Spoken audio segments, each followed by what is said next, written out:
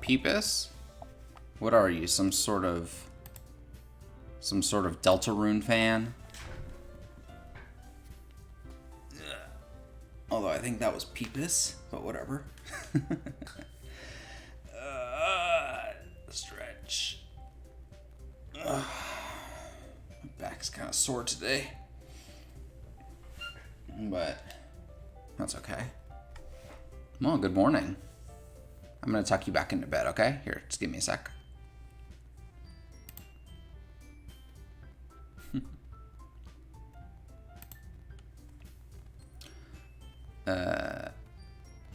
How about we get started here? Just a sec. That's going. Pause screen off. Okay. So last when we left off, we had sort of a bad time with our good friend. What was her name? Wait, what happened? I don't remember. I think something bad happened, but I guess it doesn't really matter. The title screen I think looks a little bit different than I remember. Well, there's Yuri, Natsuki, and Monica.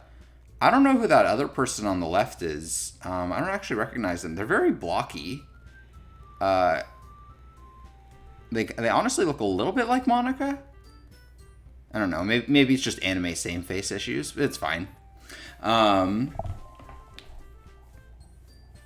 yeah, I remember. We were hanging out. I remember hanging out with Monica and the rest. Yeah, it's not that big of a deal. I'm sure we'll remember once we start back up here. I think the text is a little bit jumbled here. I'm not sure why it's like a bunch of squares and stuff. That must be just like a little visual glitch. It's fine. I figured they would have play tested a little bit more to make sure that the text doesn't look funny here, but it's fine. Anyway, let's continue.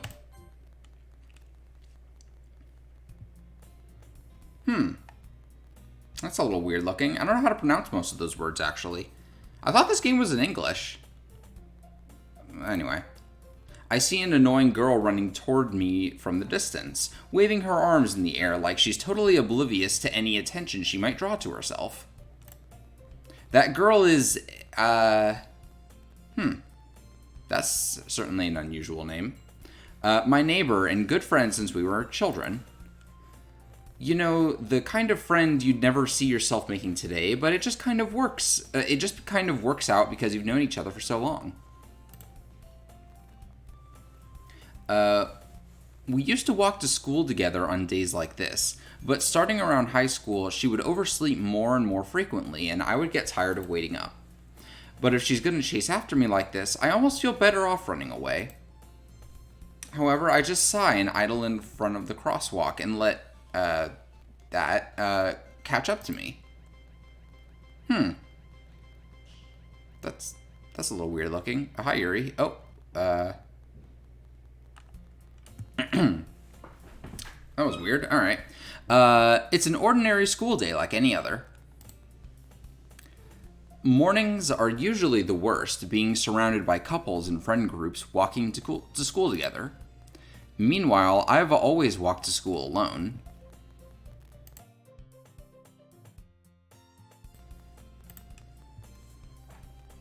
I always tell myself it's about time I meet some girls or something like that. But I have no motivation to join any clubs. I'm perfectly content just getting by on the average while spending my free time on games and anime. Yeah, I get that. There's always the anime club, but it's not like there would be any girls in it anyway. The school day is as ordinary as ever, and it's over before I know it. After I pack up my things, I stare blankly at the wall, looking for an ounce of motivation. Clubs. There really aren't any that interest me. Besides, most of them would probably be way too demanding for me to want to deal with. I guess I have no choice but to start with the anime club. Pumpkin? Hi, Monica. Monica? Oh my goodness, I didn't expect to see you here. It's been a while, right? Yeah, it has. Monica smiles sweetly. We do know each other. Well, we rarely talked, but we were in the same class last year. Monica was probably the most popular girl in class. Smart, beautiful, athletic. Basically completely out of my league. So, having her smile at me so genuinely feels a little... what did you come here for anyway? Oh, I've just been looking for some supplies to use for my club. Do you know if there's any construction paper in here? Or markers? I guess you could check the closet. You're in the debate club, right? About that, I actually quit the debate club. Oh, really? You quit? Yeah. To be honest, I can't stand all the politics around the major clubs. It feels like nothing but arguing about the budget and publicity and how to prepare for events. Yeah, and I especially could imagine that, like, in the debate club, that would be really rough, yeah. I don't blame you for quitting money. I'd much rather take something I personally enjoy and make something special out of it. In that case, what club did you decide to join? Actually, I'm starting a new one. A literature club. Literature? That sounds kind of dull. How many members do you have so far? It's kind of embarrassing, but there's only 3 of us so far. It's really hard to find new members for something that sounds so boring. Well, I can see that. But it's really not boring at all, you know. Literature can be anything. Reading, writing, poetry. I mean, one of my members even keeps her manga collection in the club room. Wait, really? Yeah, it's funny, right? She always insists that manga is literature too. I mean, she's not wrong, I guess. And besides, a member is a member, right? Did Monica say she? Oh, hey, Pumpkin. By any chance, are you still looking for a club to join? Oh, I mean, I guess so, but in that case, is there any chance you could do me a big favor? I won't ask you to join, but if you could at the very least visit my club, it would make me really happy. Please. Well, I guess I have no choice but to refuse. I guess I have no reason to refuse. You didn't really miss anything. There was a couple of weird, like, glitchy things that were on screen, but I think it was just, like, they missed some bug testing a little bit, but it's fine.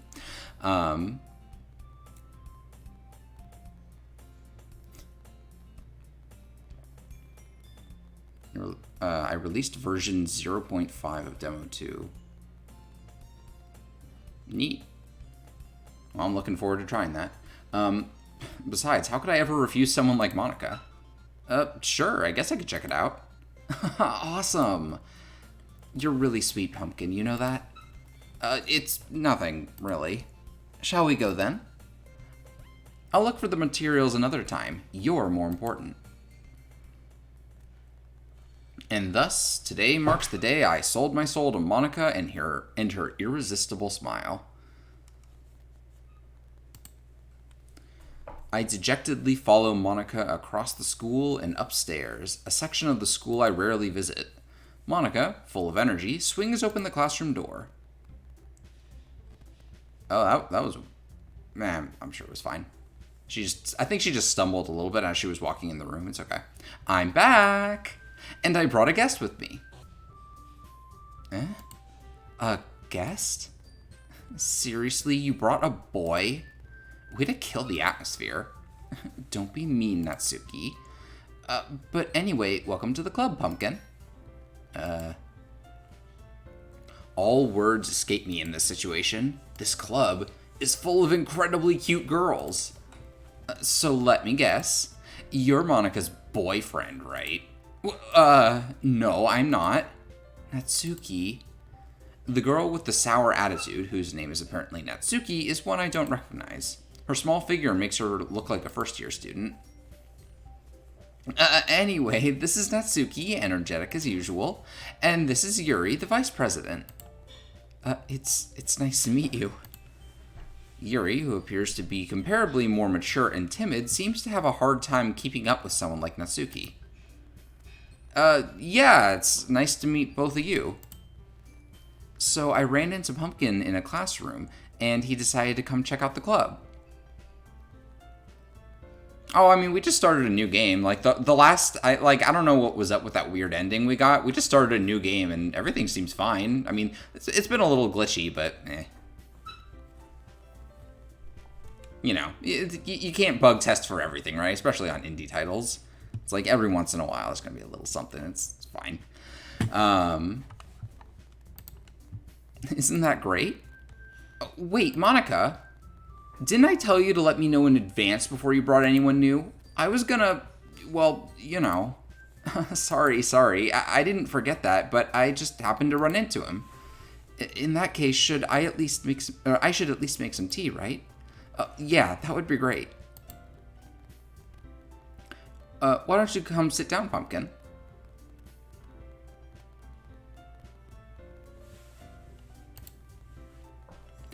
The girls have a few desks arranged to form a table. Yuri walks to the corner of the room and opens the closet. Meanwhile, Monica and Natsuki sit across from each other. Still feeling awkward, I take a seat next to Monica. So, I know you didn't really plan on coming here, but we'll make sure you feel right at home, okay? As president of the Literature Club, it's my duty to make the club fun and exciting for everyone. Who doesn't exist? I don't know what you're talking about. I mean, everybody's here. We got Monica, Yuri, Natsuki, and the protagonist. Everybody.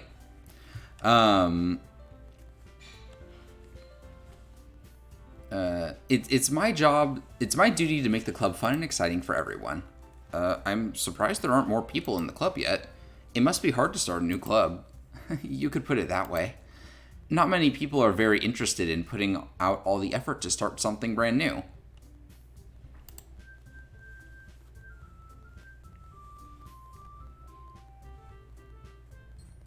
I mean, of course I'm nonchalant. Why would I be, like, freaking out? Nothing's happening. And even if something was happening, I would be very brave and very strong and very cool. Especially when it's something that doesn't grab your attention, like literature. You have to work hard to convince people that you're both fun and worthwhile. But it makes school events, like the festival, that much more important. I'm confident that we can all really grow this club before we graduate. Right, Natsuki? Well, I guess. Natsuki reluctantly agrees. Such different girls, all interested in the same goal. Monica must have worked really hard just to find these two. Yuri returns to the table carrying a tea set. She carefully places a teacup in front of us. She carefully places a teacup in front of each of us before setting down the teapot in the middle. You keep a whole tea set in this classroom? Don't worry, the teachers gave us permission. After all, doesn't a hot cup of tea help you enjoy a good book? Oh, I guess. Don't let yourself get intimidated. Yuri's just trying to impress you. Yeah, we gotta get rid of the Italians. That's the only way to destroy Chris Pratt.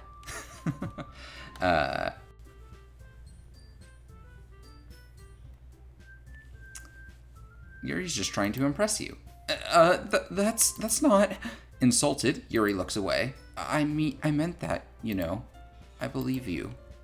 I believe you. Wait, who said that? Wait. I meant that, you know. I believe you. Well, tea and reading might not be a pastime for me, but I at least enjoy tea. I'm glad. Yuri faintly smiles to herself in relief. So, Pumpkin, what kinds of things do you like to read? Well, considering how little I've read these past few years, I don't really have a good way of answering that. Manga, I mutter quietly to myself, half joking. Natsuki's head suddenly perks up. It looks like she wants to say something, but she keeps quiet. Not much of a reader, I guess. Well, that can change. I don't know what you're talking about. I don't think anybody's gonna be disappearing. Don't be weird. What am I saying? I spoke without thinking after seeing Yuri's sad smile. Anyway, what about you, Yuri? Well, let's see. Yuri traces the rim of her teacup with her finger. My favorites are usually novels that build deep and complex fantasy worlds. The level of creativity and craftsmanship behind them is amazing to me. And telling a good story in such a foreign world is equally impressive. Yuri goes on, clearly passionate about her reading. She seems so reserved and timid since the moment I walked in, but it's obvious by the way her eyes light up that she finds comfort in the world of books, not people.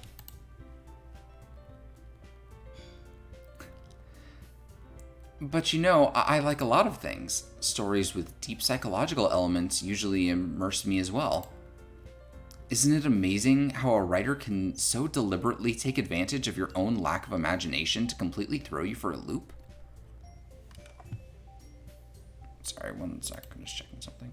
Okay.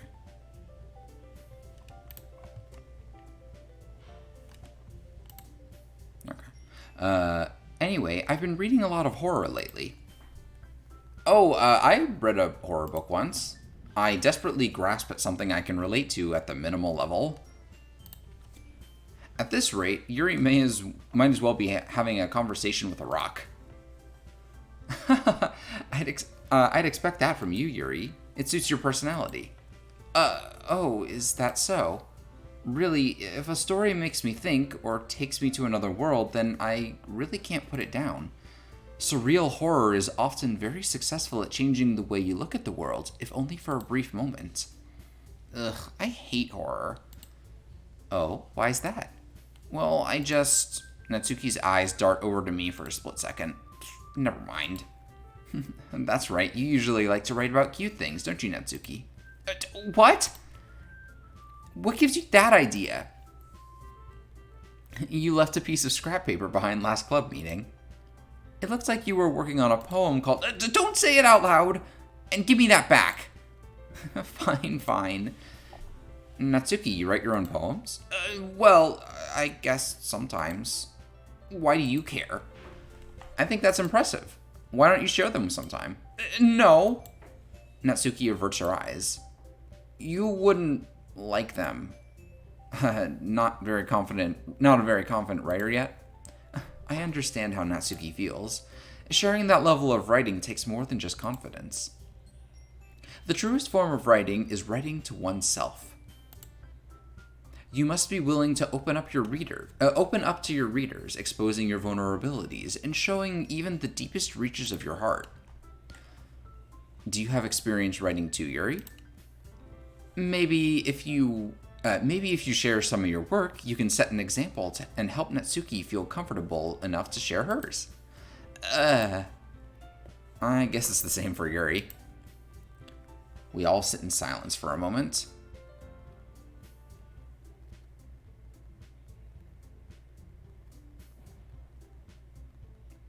Why am I'm a pink-haired weenie? Oh, because you're calling me a loser coward baby. Yeah, well, this loser coward baby has the power to mute you, so watch yourself. We all sit in silence for a moment. Hey, I just got an idea. How about this? Natsuki and Yuri look quizzically at Monika. Let's all go home and write a poem of our own. Then, next time we meet, we'll all share them with each other. That way, everyone is even. I thought it was a good idea. Well, I think you're right, Monika. We should probably start finding activities for all of us to participate in together. I did decide to take on the responsibility of vice president, after all. I need to do my best to nurture the club as well as its members. Besides, now that we have a new member, it seems like a good step for us to take. Do you agree as well, Pumpkin? Hold on, there's still one problem. What's that? Now that we've reached the most important topic, I bluntly come forth with what's been on my mind the entire time. I never said I would join this club. Monica may have convinced me to stop by, but I never made any decision. I still have other clubs to look at, and, I lose my train of thought. All three girls stare back at me with dejected eyes. But, I'm sorry, I thought. The girls exchange glances before Monica turns back to me. I guess I need to tell you the truth, Pumpkin. The thing is, we don't have enough members yet to form an official club. See, that came back. We need 4, and I've been trying really, really hard to find new members, and if we don't find one before the festival, I'm defenseless against these girls. How am I supposed to make a clear-headed decision when it's like this? I would feel terrible for letting everyone down in this situation, and besides, the club itself seems pretty relaxed. So if writing poems is the price I need to pay in order to spend every day with these beautiful girls... Right. Okay, I've decided then. I'll join the literature club. One by one, the girls' eyes light up. Oh my goodness, really? Do you really mean that, Pumpkin? Yeah. It could be fun, right? You really did scare me for a moment. I mean, if you really just left after all this, I'd be super pissed. Pumpkin, I'm so happy. We can become an official club now. Thank you so much for this. You're really amazing.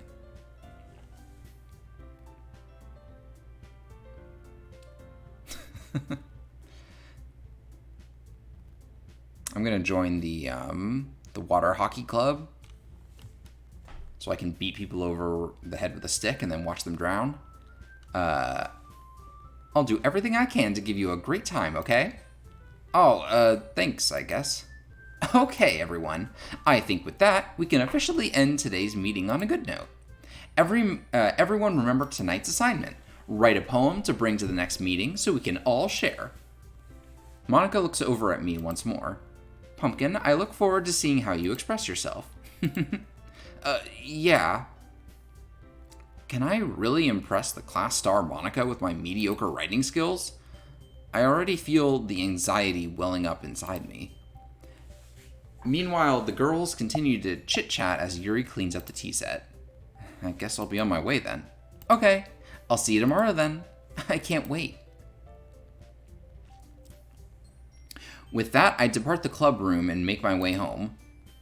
The whole way, my mind wanders back and forth between the 3 girls, Natsuki, Yuri, and of course, Monica. Will I really be happy spending every day after school in a literature club? Perhaps I'll have the chance to grow closer to one of these girls. All right. I'll just need to make the most of my circumstances, and I'm sure good fortune will find me.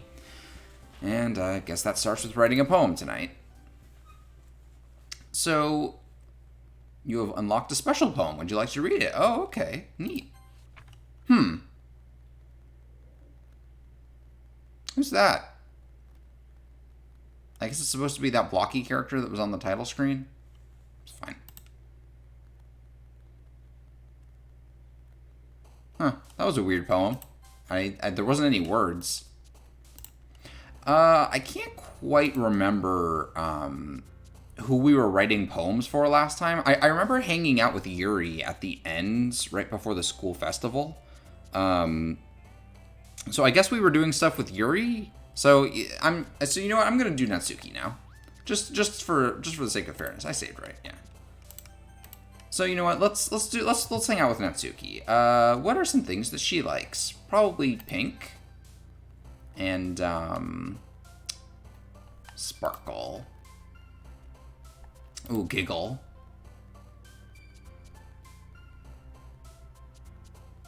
I hate Carl from Aqua Teen Hunger Force. Let's go see him, and then kill him. Just kidding, this is a fun, nice visual novel. We won't be killing anyone. Papa.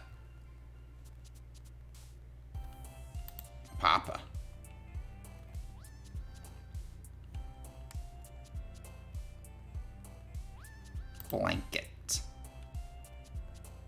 Play. Bunny. Lollipop.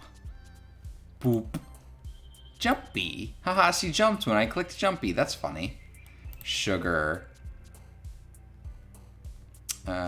Milk. Anime. Anime pussy. Anime pussy. Email. What's one for her? I don't know, flying. Puppy. Kawaii.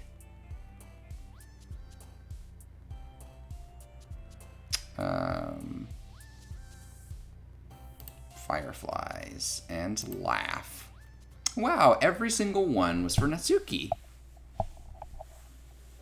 He's just a sad single man. No, he gets what he deserves. Hi again, Pumpkin. Glad to see you didn't run away on us. Nah, don't worry. This might be a little strange for me, but I at least keep my word. Well, I'm back at the Literature Club. I was the last to come in, so everyone else is already hanging out. Oh. Okay. Thanks for keeping your promise, Pumpkin.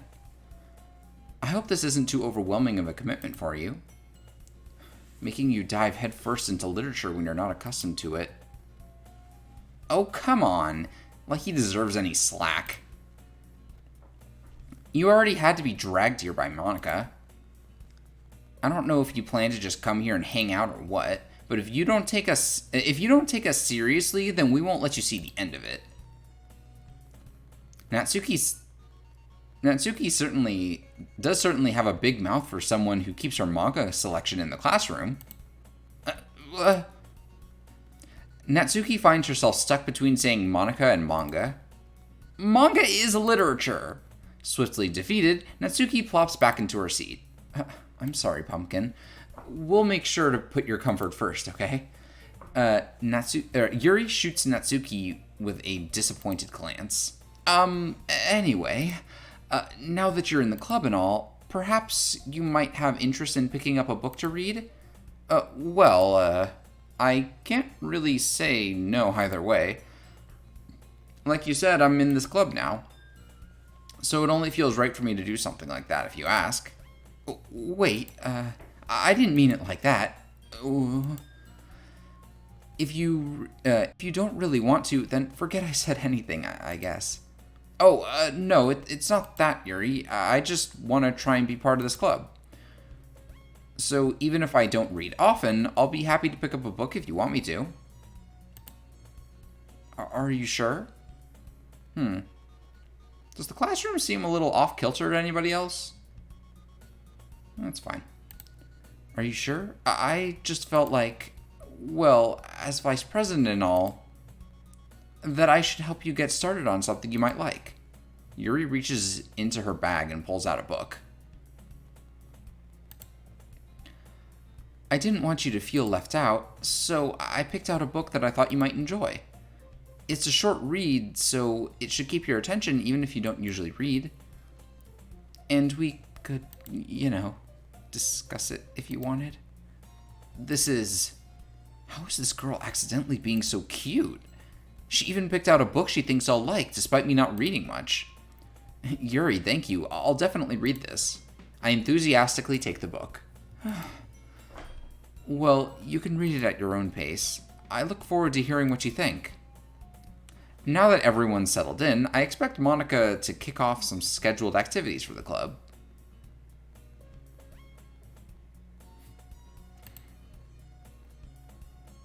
But that doesn't seem to be the case. Yuri's face is already buried in a book. I can't help but notice her intense expression, like she was waiting for this chance. Meanwhile, Natsuki is rummaging around in the closet. Ugh. I hear Natsuki utter an exasperated sigh from within the closet.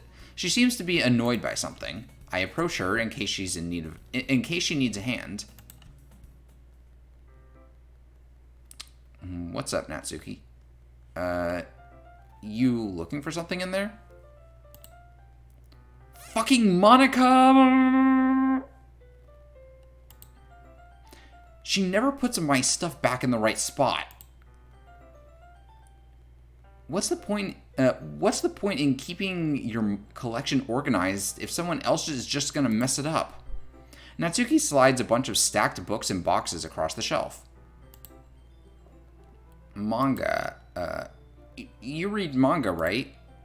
Well, sometimes. Manga is one of those things where you can't admit you're really into it until you figure out where the other person stands. How did you know anyway? I heard you bring it up at some point. Besides, it's kind of written on your face. This isn't a free game. This is the remake. This was like I bought this for like, I don't know, it was like $10 or something. I don't remember. But yeah, you'd think they would have play tested a little more if they were going to actually sell it. But it's all right. I'm getting through no problem, so I'm not going to complain about any like weird visuals or something.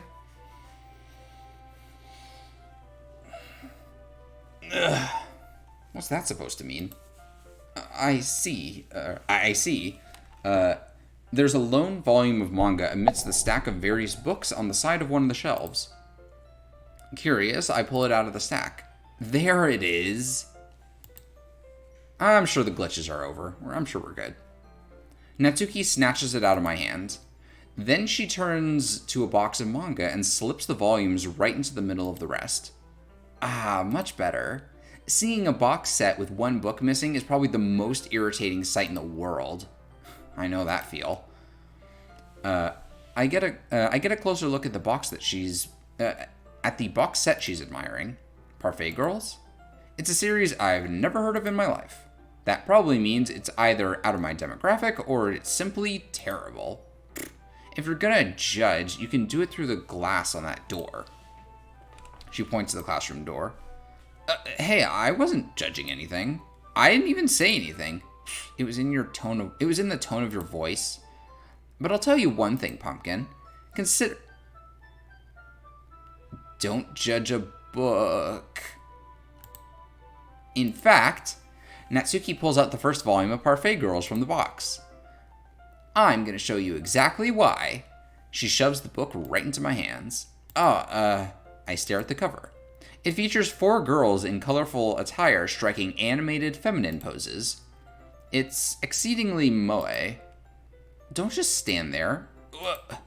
Natsuki grabs my arm and pulls me out of the closet. Natsuki, you shouldn't force people to be gay. Let me try that again. Natsuki, you shouldn't force people to come out as gay.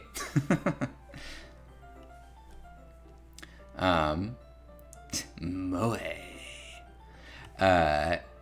She then takes a seat against the wall beneath the windowsills. She pats on the ground next to her, signaling me to sit there. Wouldn't chairs be more comfortable? I take my seat. Chairs wouldn't work. We can't read at the same time like that. Huh? Why is that? I guess it's easier to be close together like this. Don't say it. Don't just say that. You'll make me feel weird about it. Natsuki crosses her arms and scooches an inch away from me. Sorry. I didn't exactly expect to be sitting this close to her either. Not that I can say it's a particularly bad thing. I open the book. It's only a few seconds before Natsuki once again inches closer, reclaiming the additional space while she hopes I won't notice.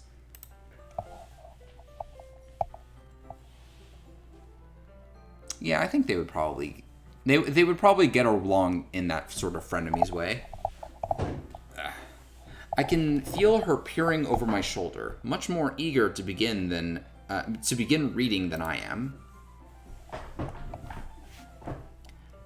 Wow, how long has it been since I read the beginning? You don't go back and flip through the older volumes every now and then? Not really. Maybe sometimes after I've already finished the series. Hey, are you paying attention? I am, but nothing's really happened yet, so I can't talk at the same time. So I can talk at the same time. It looks like it's about a bunch of friends in high school. Typical slice of life affair. I kind of grew out of these since it's rare for the writing to be entertaining enough to make up for the lack of plot.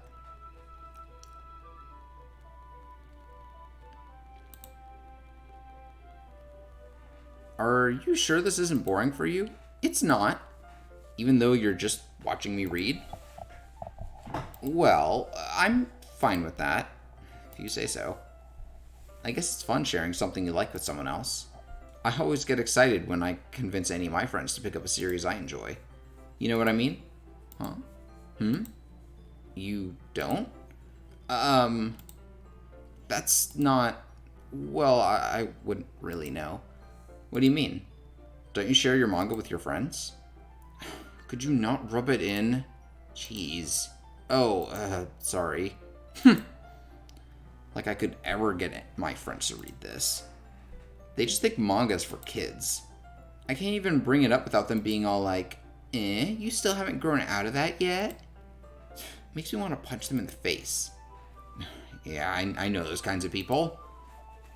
Honestly, it takes a lot of effort to find friends who don't judge, much less friends who are also into it.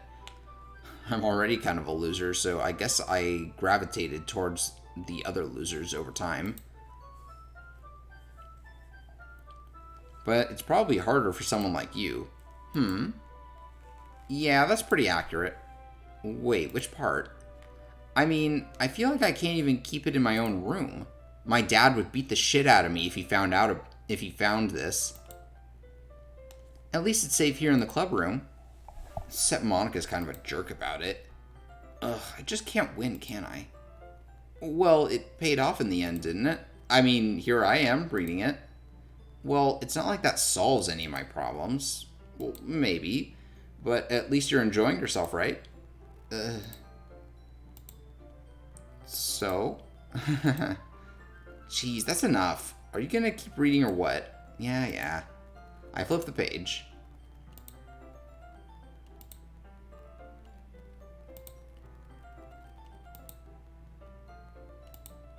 Time passes. Natsuki is strangely quiet now. I glance over at her. It looks like she started to fall asleep. Hey, Natsuki? Yeah? Suddenly, Natsuki collapses straight into me. Hey.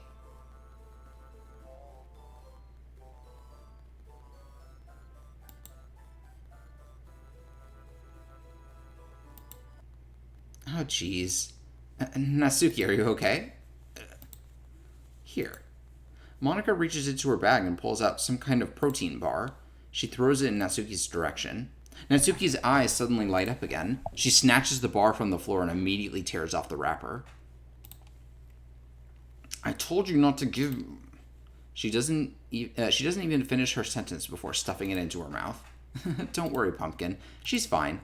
It just happens every now and then. That's why I always keep a snack in my bag for her. Anyway, why don't we all share poems now?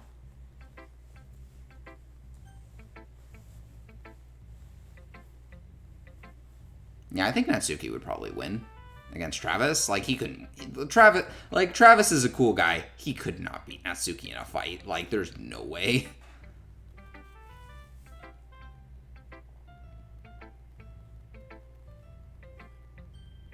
Yeah, I think she just needs, like, a snack and a nap. She'll be fine.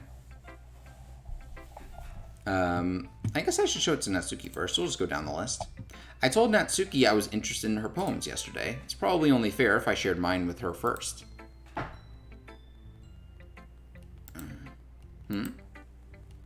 Okay, well, let's start with the things I don't like. First of all, Natsuki rereads my poem. Never mind. I don't really feel like giving you my opinion. Then what's the point of sharing it in the first place? I wrote this when I could have been doing other things. In fact, remember how I said I wanted to read your poems? That's what I had in mind when writing this.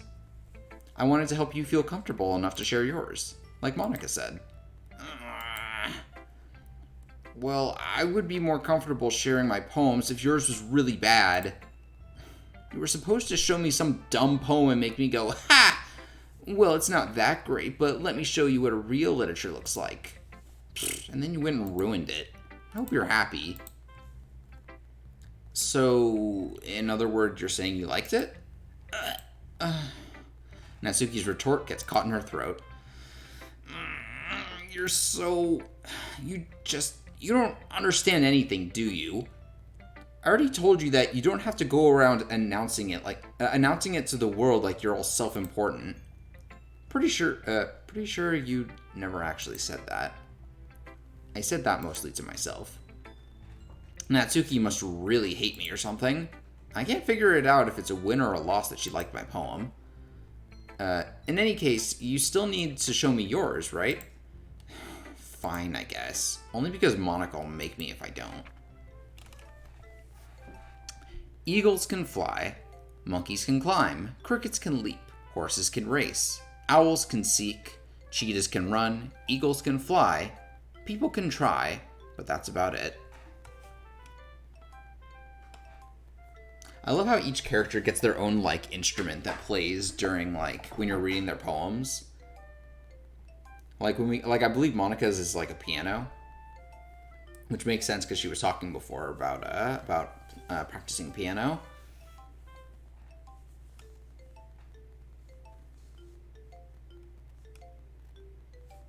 Travis starts going on about how he'd never hit a woman and then gets in.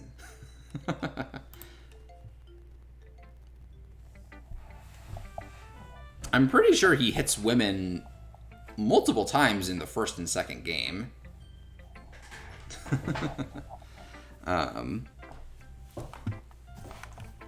Anyway, yeah, I told you that you weren't gonna like it. I like it.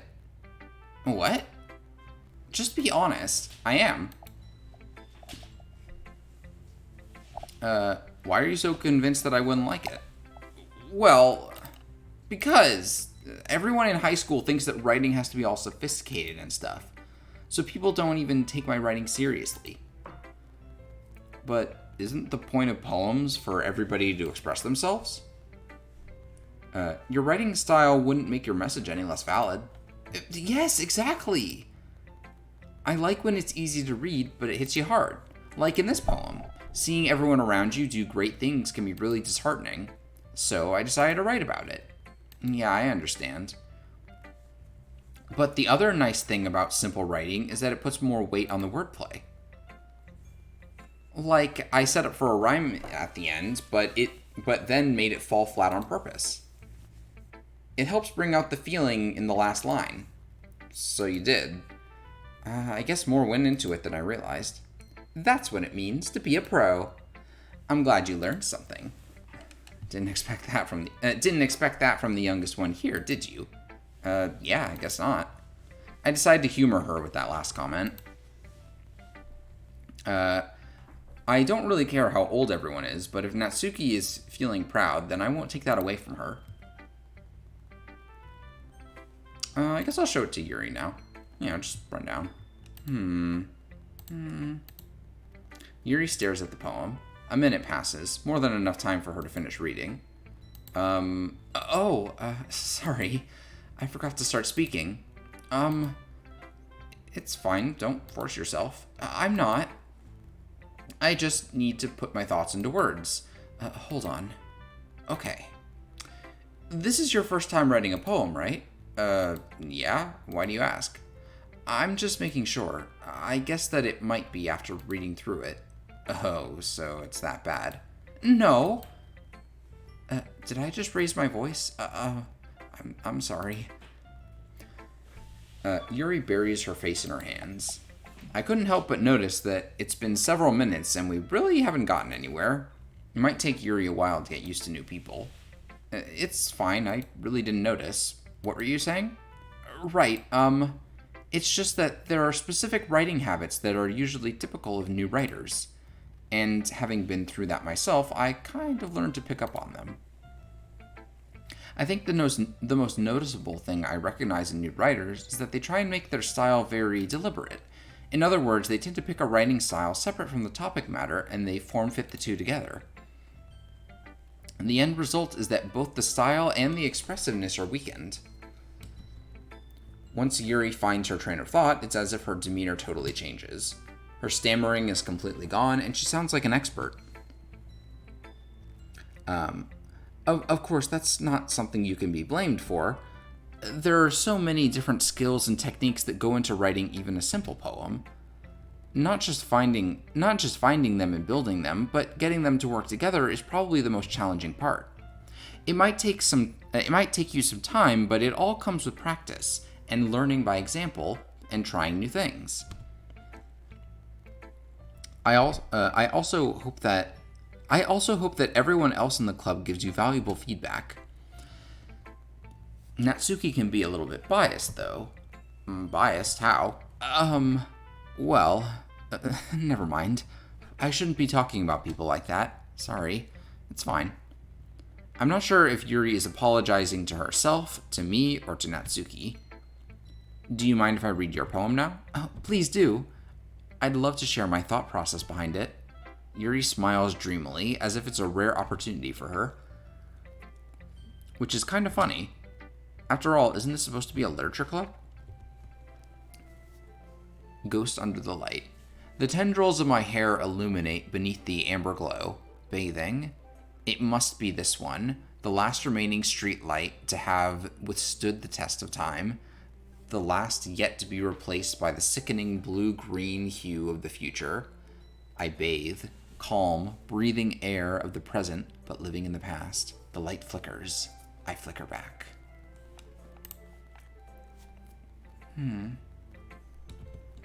I'm sorry to have such terrible handwriting. What? I wasn't thinking that at all, but it took you a long time to read. Well, I just don't read script very often. I actually think that your handwriting is pretty. That's a relief. Also, I like the poem.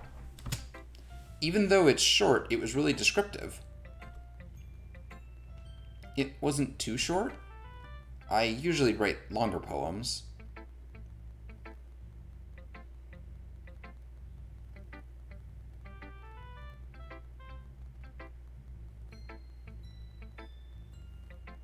Berdley should be in this club.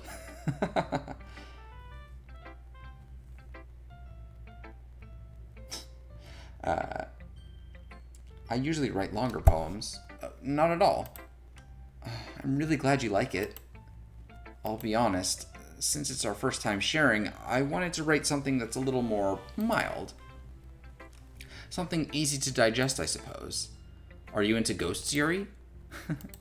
Actually, the story isn't about a ghost at all, Pumpkin. Really? I must have totally missed the point. Well, I suppose you did only glance over it after all. But remember that poets often express their own thoughts, feelings, and experiences in their work. They usually do more than tell a simple story or paint a picture. In this case, perhaps the subject of the poem is only being symbolically compared to a ghost, lingering in her last remaining place of comfort, unable to let go of the past, and soon to be left with nothing. That's a lot more solemn, putting it that way. I hadn't even thought of that. That's impressive. It's nothing, really. Well, it makes me happy that you think that. Just remember that it won't be long before you pick up on these things, too. Yeah, maybe you're right. I guess I'll just have to keep trying. I'm counting on you. Because to Berdley, his theme kicks in. Well, I imagine an ignoramus like you would struggle with wordcraft. And I think you struggle with World of Warcraft. Because you're a loser. Berdley.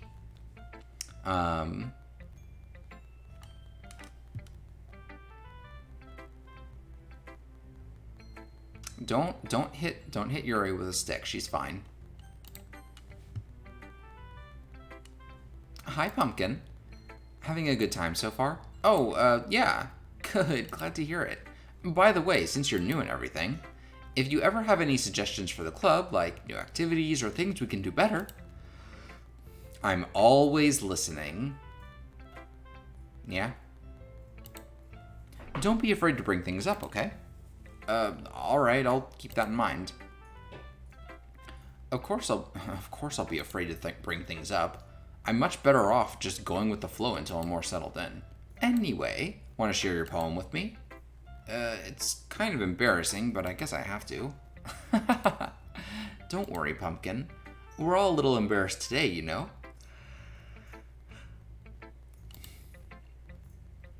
But it's that sort of barrier that we'll all learn to get past soon. Yeah, that's true. I hand Monica my poem. Mm-hmm. I like it, Pumpkin. Really? It's a lot cuter than I expected. Oh, jeez. No. It kind of makes me think of something Natsuki would write. And she's a good writer, too. So take that as a compliment. If you say so. Yep. If you're interested in Natsuki, then always keep a snack on you. She'll cling to you like a puppy. Natsuki dad doesn't give her lunch money or leave her any food in the house, so she's in a fussy mood pretty often. But sometimes she just loses all of her strength and shuts down. Like earlier. This is just a guess, but I think she's so small because her malnutrition is interfering with her adolescent growth. But hey, some guys are into petite girls too, you know? Sorry, just trying to look at the bright side.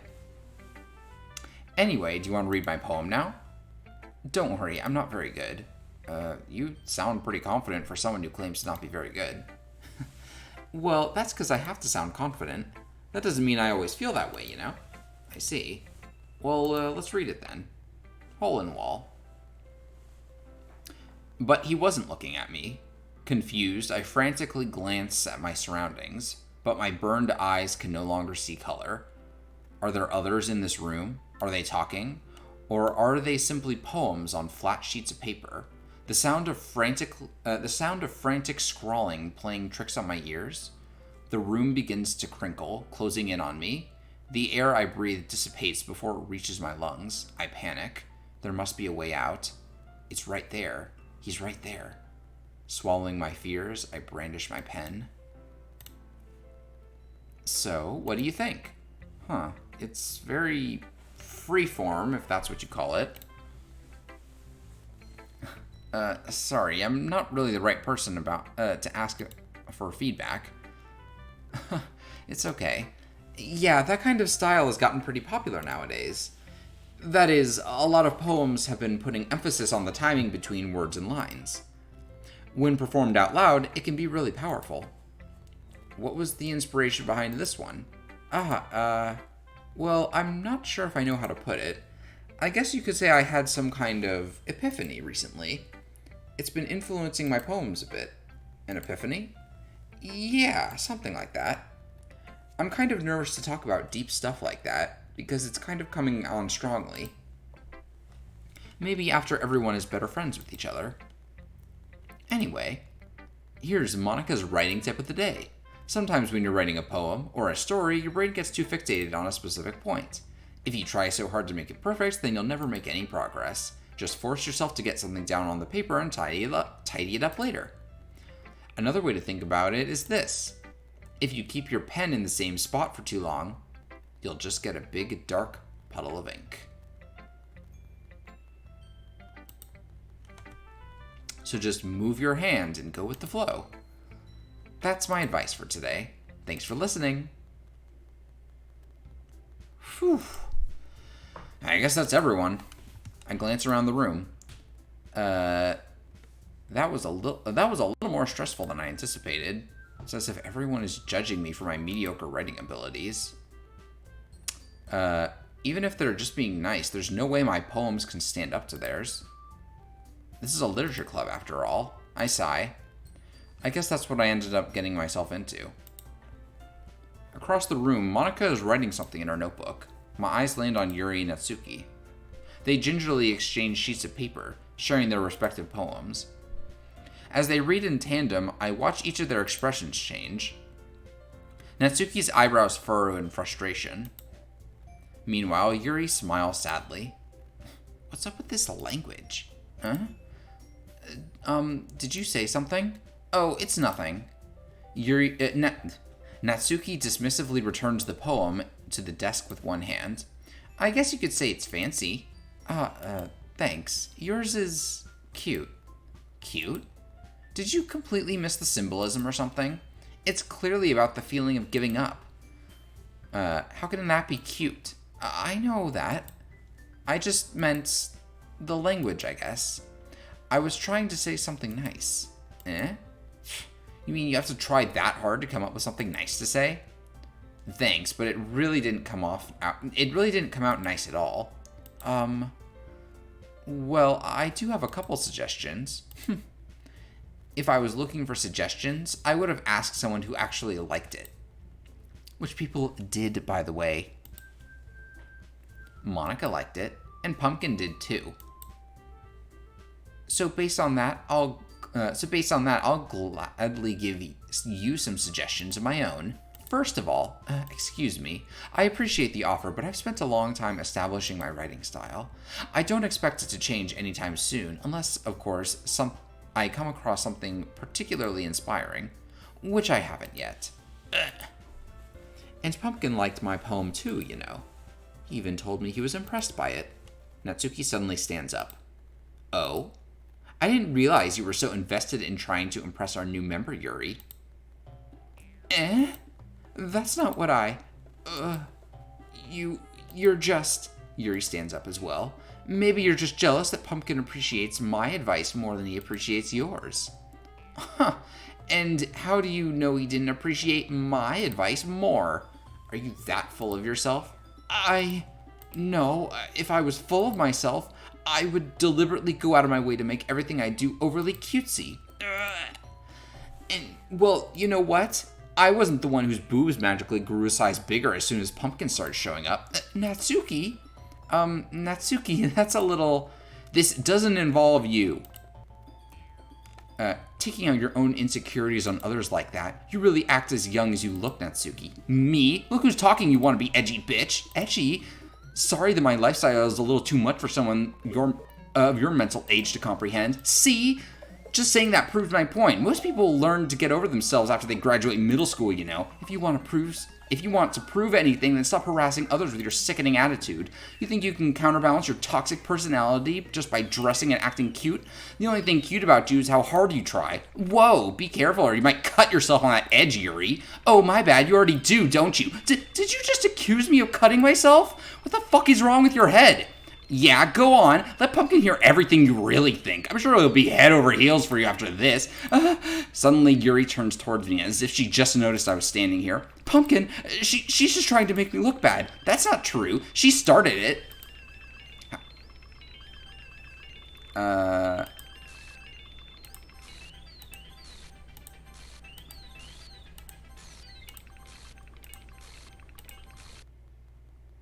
Monica.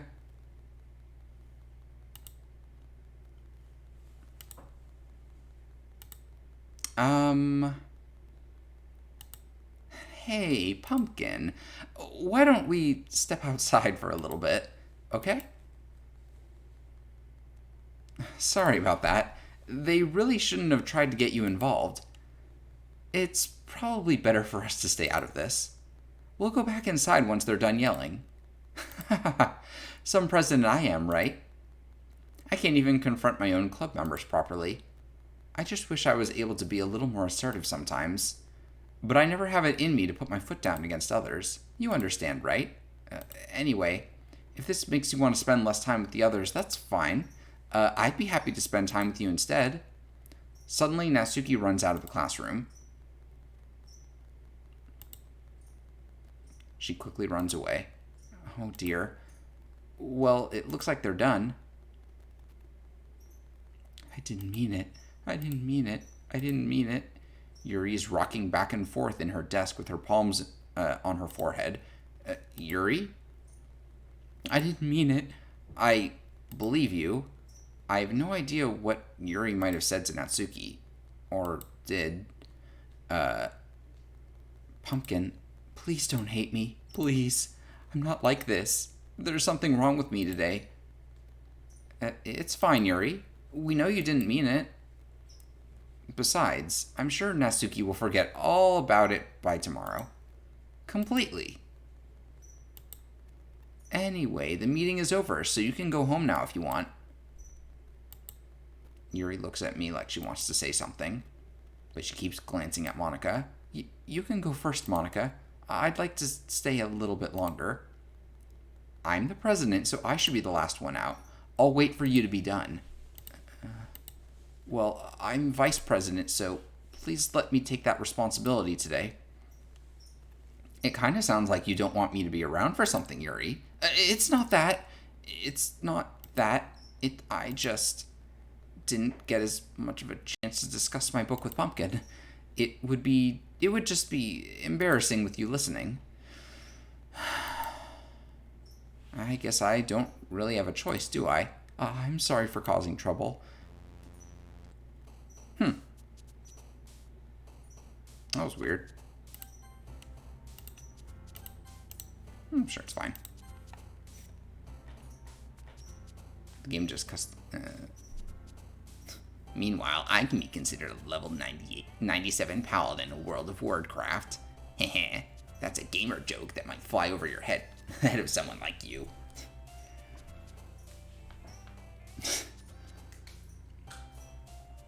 Yeah, they basically had a big sword fight off screen. It was very cool and very well animated. Unfortunately, we don't get to see that video. That's okay. Anyway, I guess we'll just write another poem for Natsuki.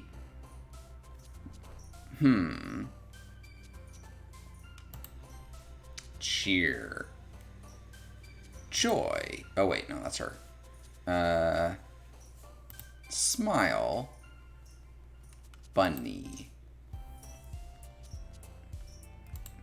Email. Store.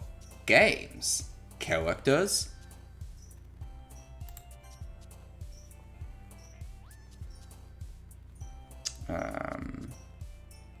Imagination. Oh. Bliss. Kiss.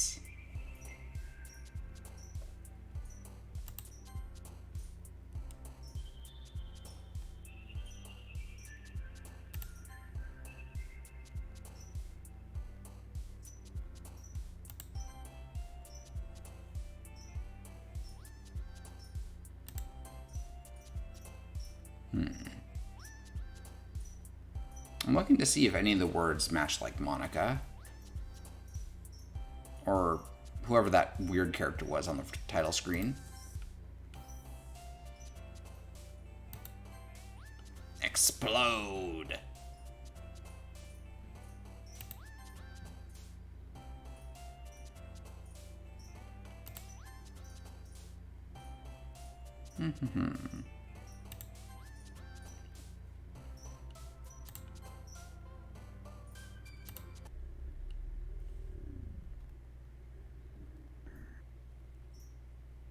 That was weird.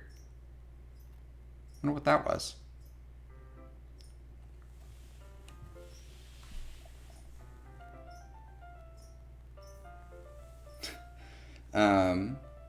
Another day passes and it's time for the club meeting already.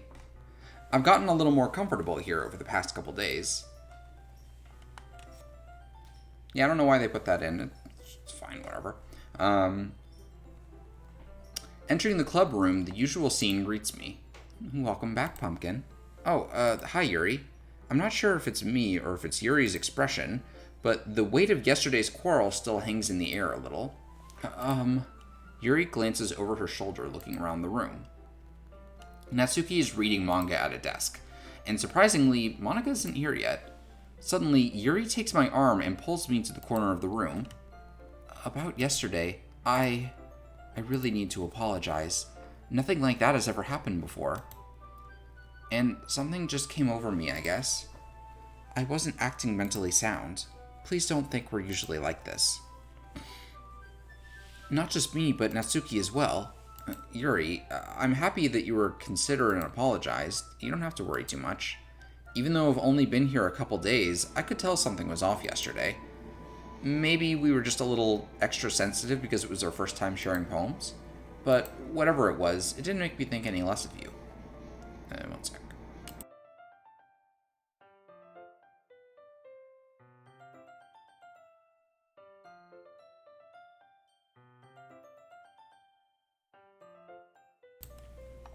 It didn't make me think any less of you.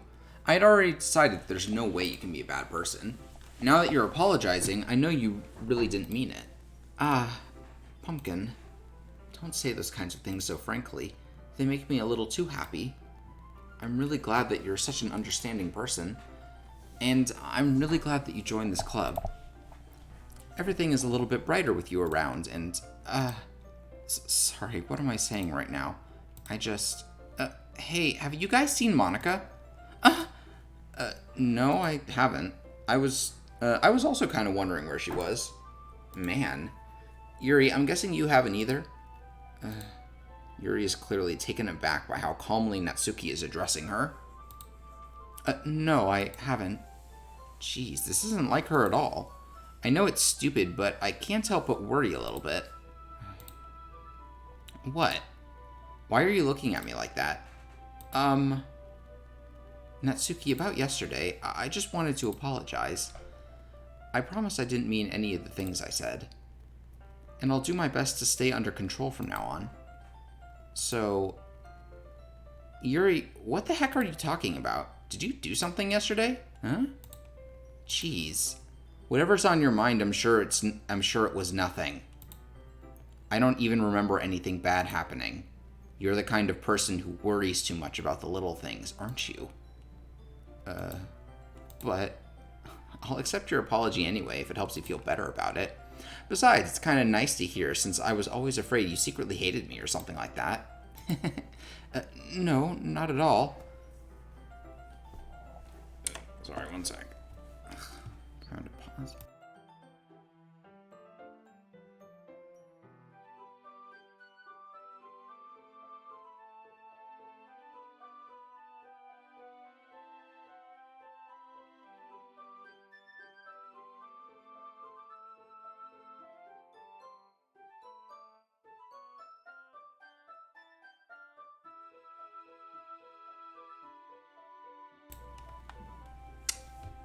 Jedi mind trick?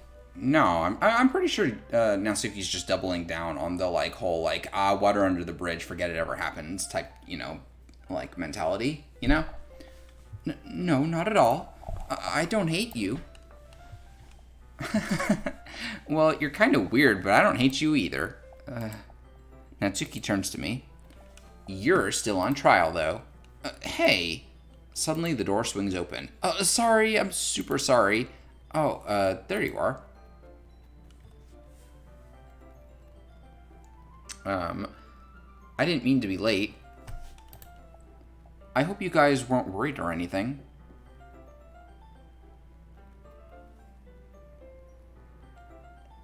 I mean, I'm just gonna keep going until it seems like a good stopping point, Hope you guys weren't worried or anything. Nah.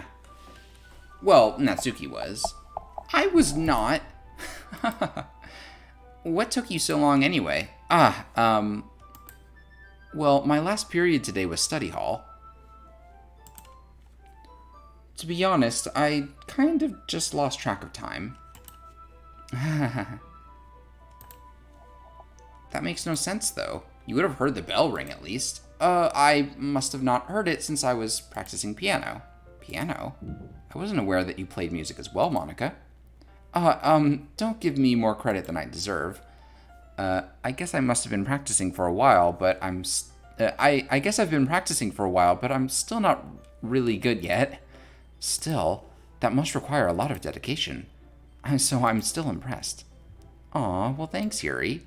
You should play something for us sometime. Monica looks at me. Well, I am working on writing a song, but it's not quite done yet. Maybe once I get a little bit better, I will. That sounds cool. I look forward to it. Is that so? In that case, I won't let you down, Pumpkin. Monica smiles sweetly. I didn't mean any pressure or anything like that. Don't worry. I was hoping that I could share it with you anyway. I guess that's why I've been practicing so much recently. I see. I'm not sure if Monica was referring to the whole club or just me.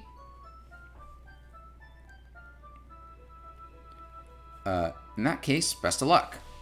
Thanks. So, I didn't miss anything, did I? Not really. I choose not to bring up anything that the three of us talked about. Besides, Natsuki has already run off into the closet. Pumpkin, since your compliments That's compliments? Yeah. I don't know, my brain just kind of fizzled when I tried to read that for a second. Since your compliments put me in a good mood, I was wondering if you'd like to spend some time together today? I mean, in the club. I suppose. Sure. I don't think I could say no to you after you gave that book to me. Well, I guess I need to make sure Natsuki isn't waiting for me. After we finished reading yesterday, she's fine. She's reading over there, see? Don't think about her so much. She's used to being ignored. Come on, we're going over there. Oh, what's the story about anyway? Well, I'll look at the cover of the book. The book is titled Portrait of Markov. There's an ominous-looking eye symbol on the front cover. Basically, it's about this religious camp that was turned into a human experiment prison. And the people trapped there have this trait that turns them into killing machines that lust for blood. But the facility gets even worse, and they start selectively breeding people by cutting off their limbs and affixing them to... that might be a little bit of a spoiler. But anyway, I'm really into it. The book, I mean. Not the thing about the limbs. That's kind of dark, isn't it? Yuri made it sound like it was going to be a nice story, so that dark turn came from nowhere. Are you not a fan of that sort of thing, Pumpkin? No, it's not that. I mean, I can definitely enjoy those kinds of stories, so don't worry. I hope so. Yeah, I totally forgot that Yuri's into those things.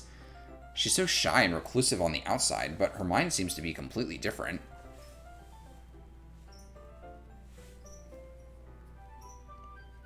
No, I mean, that's just a pretty standard horror book. It's fine. But her mind seems to be completely different. It's just that this kind of story, it's the kind that challenges you to look at life from a strange new perspective. When horrible things happen, not just because someone wants to be evil, but because the world is full of horrible people and we're all worthless anyway, then suddenly... I'm rambling, aren't I? Not again. I'm sorry. Hey, don't apologize. I haven't lost interest or anything. Well, I guess it's alright then. But I feel like I should let you know that I have this problem. When I let things like books and writing fill my thoughts, my whole body gets...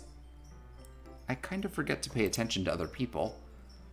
So I'm sorry if I end up saying something strange. And please tell me if I start talking too much. Actually, I didn't fully read that line before it progressed. Is it gonna... Weird that it doesn't show up in the history. It's fine. Just another little error. You've given me a bound copy of Russian Sleep Experiment Enhanced Edition from the Penguin Creepypasta collection. The Russian Sleep Experiment Creepypasta is not that good. Like, it's, like, I've read it somewhat recently, for funsies, and I'm like, that was not that good. Like, it wasn't as scary as I remember it being. And please stop me if I start talking too much. I really don't think you need to worry. That's just because you're passionate about reading. The least I can do is listen. It's a literature club, after all. That's true. In fact, I may as well get started reading it. Right? Yes. I mean, you don't have to, but... What are you saying? Let me just get the book. I quickly retrieved the book that I had put into my bag. Alright. It's fine if I sit here, right? I slip into the seat next to Yuri's. Yeah.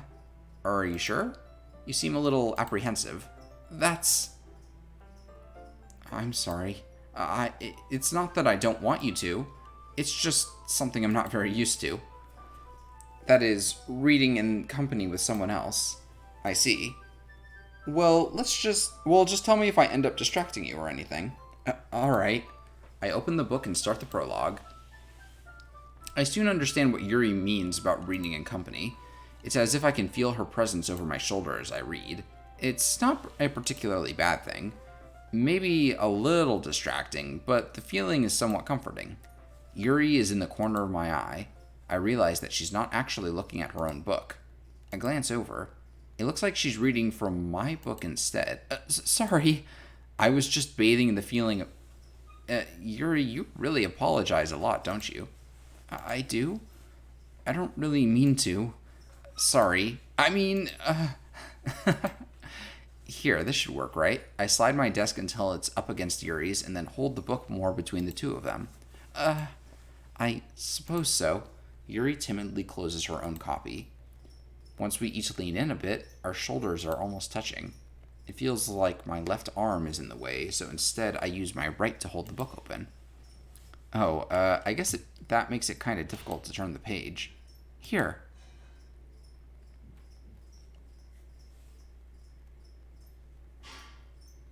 "50-Foot Ant Stories, legit just good horror novels uploaded online effectively." Yuri takes her left arm and holds the left side of the book between her thumb and forefinger.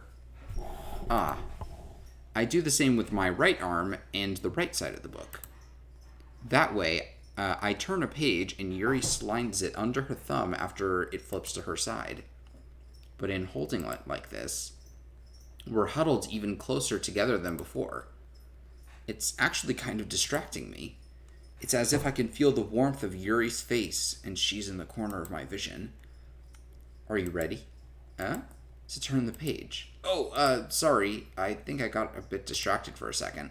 I glance over at Yuri's face again, and our eyes meet. I don't know how I'll be able to keep up with her. That's okay. You're not as used to reading, right? I don't mind being patient if it takes you a bit longer. It's probably the least I can do. Since you're being so patient with me. Yeah, thanks. We continue reading. Yuri no longer asks me if I'm ready to turn the page. Instead, I just assume that she finishes reading the page before me, so I turn it by my own volition. We continue the first chapter in silence. Even so, turning each page almost feels like an intimate exchange.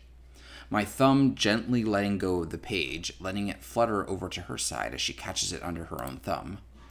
Hey, Yuri, this might be a silly thought, but the main character kind of reminds me of you a little bit.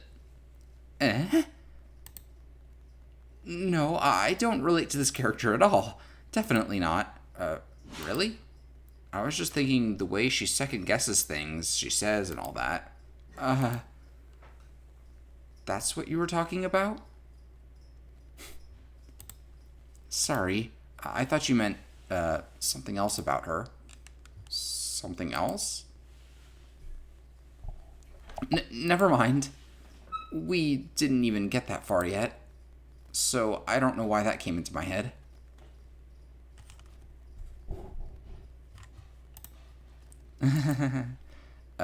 Yuri, are you feeling alright? Yuri's been a little fidgety ever since we started reading. You can rest if you're feeling sick or something. Your breathing is a little... My breathing? Yuri puts her hand on her chest as if to feel her heartbeat. I didn't even notice. Anyway, I'm fine. I just need some water. Alright, don't push yourself. Yuri stands up and practically rushes out of the classroom. What on earth was that about? Pumpkin? Did something happen just now? I have no idea. Yuri was just acting a little strange, I guess. So you don't know anything? Sorry, can't say that I do. Are you worried about her? No, not really. I was just making sure you didn't do anything to her. No, nothing. Don't worry, I believe you, silly.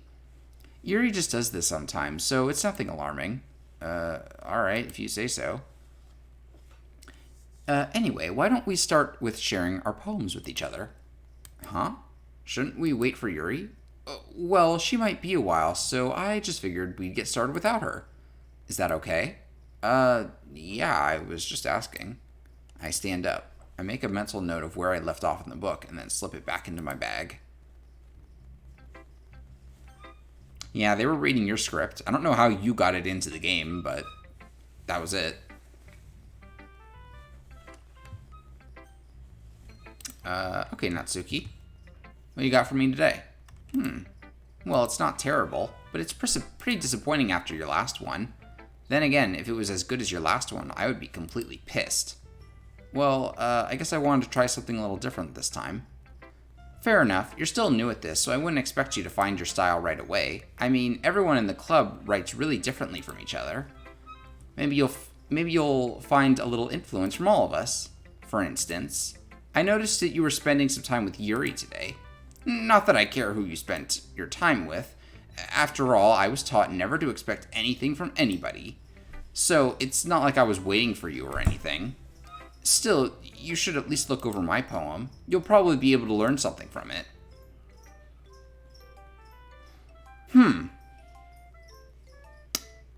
That's weird. Pumpkin, why didn't you come read with me today? I was waiting for you. I was waiting for a long time. It was the only thing I had to look forward to today. Why did you ruin it? Do you like Yuri more? I think you're better off not associating with her. Are you listening to me? Yuri is a sick freak.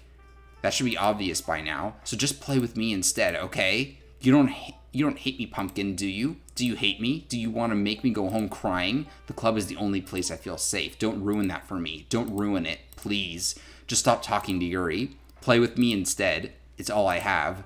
Play with me. Play with me.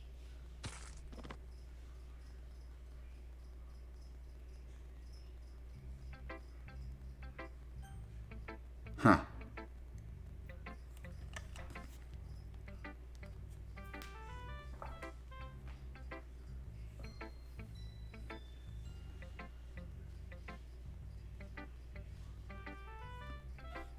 Yeah, your joke is was a little weird. I don't get that one.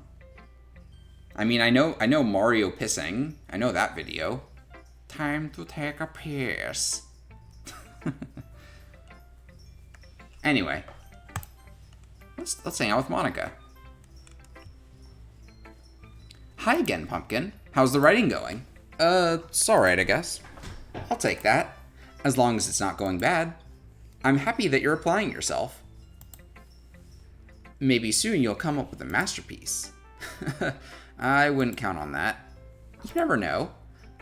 Want to share what you wrote for today? Sure, here you go. I give my poem to Monica. Alright. Great job, Pumpkin. I was going ooh in my head while I was reading it. It's really metaphorical. I'm not sure why, but I didn't expect you to go for something so deep. I guess I underestimated you. It's easiest for me to keep everyone's expectations low. That's why it always counts when I put in some effort. That way, it always counts when I put in some effort. That's not very fair. Well, I guess it worked anyway. You know that Yuri likes this kind of writing, right? That's weird. I was definitely writing a poem for Natsuki, but whatever. Writing that's full of imagery and symbolism. Sometimes I feel like Yuri's mind is just totally detached from reality. I don't mean that like it's a bad thing, though. But sometimes I get the impression that she's just totally given up on people. She spends so much time in her own head that it's probably a much more interesting place for her. But that's why she gets so happy when you treat her with a lot of kindness. I don't think she's used to being indulged like that. She must be really starved for social interaction, so don't blame her for coming on a little strongly. Like earlier, I think if she gets too stimulated, she ends up withdrawing and looking for alone time. Suddenly the door opens. Yuri, I'm back. Did I miss anything? Not really. Well, we all started sharing our poems with each other. Already? I'm sorry for being late. No need to apologize. We still have plenty of time, so I'm more glad that you took all the time you needed. All right. Thanks, Monica. I suppose I should go get my poem now. But anyway, you want to read my poem now? I like the way this one turned out, so I hope you do too. Save me. The colors, they won't bright, beautiful colors, flashing, expanding, piercing, red, green, blue, an endless of meaningless noise. The noise won't stop. Grating waveforms, speaking, screeching, piercing, sine, cosine, tangent, like playing a chalkboard on a turntable, like playing a knife on a breathing rib cage. Delete her.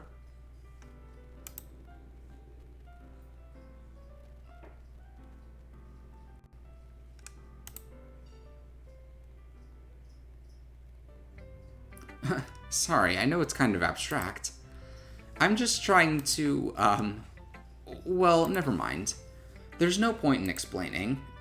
Anyway, here's Monica's writing tip of the day. Sometimes you'll find yourself facing a difficult decision. When that happens, don't forget to save your game. You never know when, Who am I talking to? Can you hear me? Tell me you can hear me. Anything. Please help me. Okay. That's my advice for today. Thanks for listening.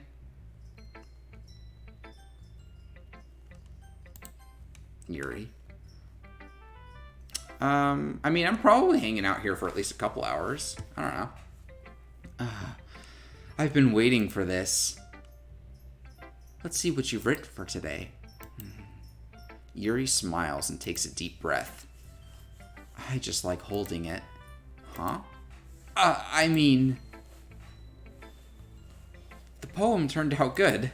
It's, well, there are some things that you could work on, but that doesn't really matter. It feels like anything written by you is a treasure. That came out a little awkward. Let's move on. Here's the poem I wrote. You don't have to like it or anything. Wheel. A rotating wheel, turning an axle, grinding bolt head, linear gearbox, falling sky, 7 holy stakes, a docked ship, a patrol to another world, a portal to another world, a thin rope tied to a thick rope, a torn harness, parabolic gearbox, expanding universe, time controlled by slipping cogwheels, existence of God, swimming with open water in all directions, drowning, a prayer written in blood, a prayer written in time-devouring snakes with human eyes, a thread connecting all living human eyes, a kaleidoscope of holy stakes, exponential gearbox, a sky of expanding stars, God disproving the existence of God, a wheel rotating in 6 dimensions, 40 gears into a ticking clock, a clock that ticks 1 second for every rotation of the planet, a clock that ticks 40 times every time it ticks every second time, a bolt head of holy stakes tied to the existence of a docked ship to another world, a kaleidoscope of blood written in clocks, a time-devouring prayer connecting a sky of 40 gears and open human eyes in all directions, breathing gearbox, breathing bolt head, breathing ship, breathing portal, breathing snakes, breathing God, breathing blood, breathing holy stakes, breathing human eyes, breathing time, breathing prayer, breathing sky, breathing wheel. It doesn't really matter what it's about. My mind has been a little hyperactive lately, so I had to take it out on your pen. That is, a pen fell out of your backpack yesterday, so I took it home for safekeeping, and I just really like the way that it writes, so I wrote this poem with it, and now you're touching it. I'm okay. What did I just... can we pretend this conversation never happened? You can keep the poem, though. Oh, I've unlocked a special poem. Yeah, I'd like to read it. A dream. I was staying over at my friend's place. There were 4 of us. I drifted off to sleep while everyone was talking and watching TV. In my dream, I was still at my friend's house. The only difference was that there were nails sticking out of the walls everywhere. And there was also someone I didn't recognize. The person I didn't recognize told a joke and everyone laughed. I woke up to the sound of everyone laughing at something that happened on the TV. So the laughing was not part of the dream. It was the noise that woke me up. I wonder who that person was and how they knew to tell a joke at that moment.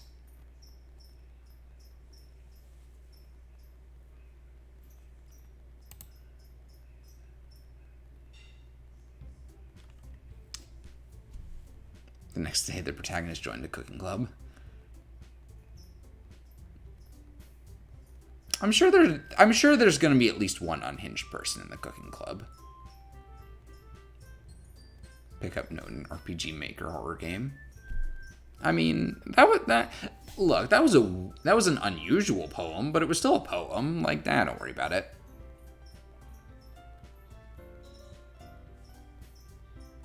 This granola is great. Sure hope nothing bad happens. Okay, everyone. We're all done reading each other's poems, right? We have something that we need to go over today, so if everyone could come sit at the front of the room... Is this about the festival? Well, sort of. Do we really have to do something for the festival? It's not like we can put together anything good in just a few days. We'll just end up embarrassing ourselves instead of getting any new members. That's a concern of mine as well. I don't really do well with last-minute preparations. Don't worry so much. We're gonna keep it simple, okay? Look. I know everyone's been a little more lively ever since Pumpkin joined, and we've started with some club activities, but this isn't the time for us to become complacent. We still only have 4 members, and the festival is our only real chance to find more, you know? What's so great about getting new members anyway? We already have enough to be considered an official club. More members will just mean everything gets noisier and more difficult to manage. Natsuki, I don't think you're looking at it the right way at all. Don't you want to share your passion with as many people as you can? To inspire them to find the same feelings that brought you here in the first place. The Literature Club should be a place where people can express themselves like they can't anywhere else.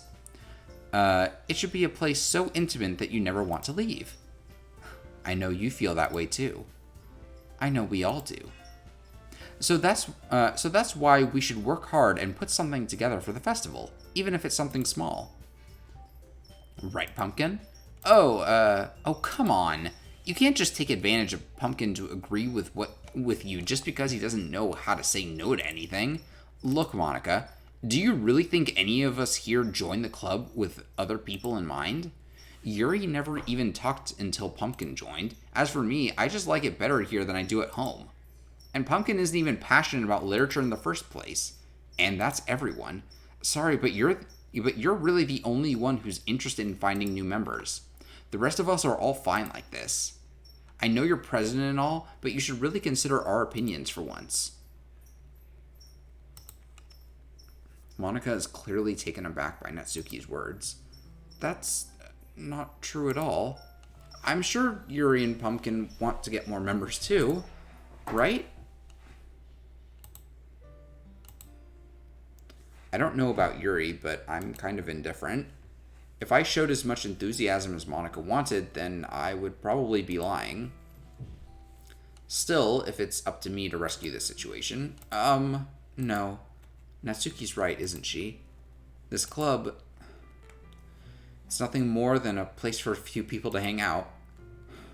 Why did I think that everyone here saw it the same way I did? But that doesn't mean that we're against getting new members or anything. Pumpkin, why did you even join this club? What were you hoping to get out of it? Well, that's not really something I can be honest about, is it? In fact, if I remember, you weren't even given a choice not to join. Monica sits down and stares at her desk. What's the point of all this anyway? What if starting this club was a mistake? Now you've done it, Natsuki. What, me? I just spoke my mind. Is it a crime to be honest? It's not about being honest, it's about word choice. Besides, you have no right to speak for everyone else in the club like that. You don't understand at all. I just want a place that feels nice to hang out with a few friends. Is there a problem with the club being that for me? There aren't many other places like that for me. And now Monica wants to take it away from me. She's not taking anything away. No, Pumpkin. It's not the same. It won't be the same with the direction she wants to take it. If I wanted that, I could have just joined any other stupid club. But this one, I mean, at least for a little bit of time, things were nice. Natsuki starts packing up her things. I'm going home. I feel like I don't belong here right now. Natsuki ignores Yuri and walks right out of the classroom. This is bad. I don't know what to do. Well, do you have an opinion on the festival? I don't know. I'm kind of indifferent, I guess. Who cares about that obnoxious brat? I mean, I like how nice and quiet the club is right now, and I'm just happy with you here. But still, I'm the vice president. It's not right for me to ignore my responsibilities like that. Nobody would cry if she killed herself.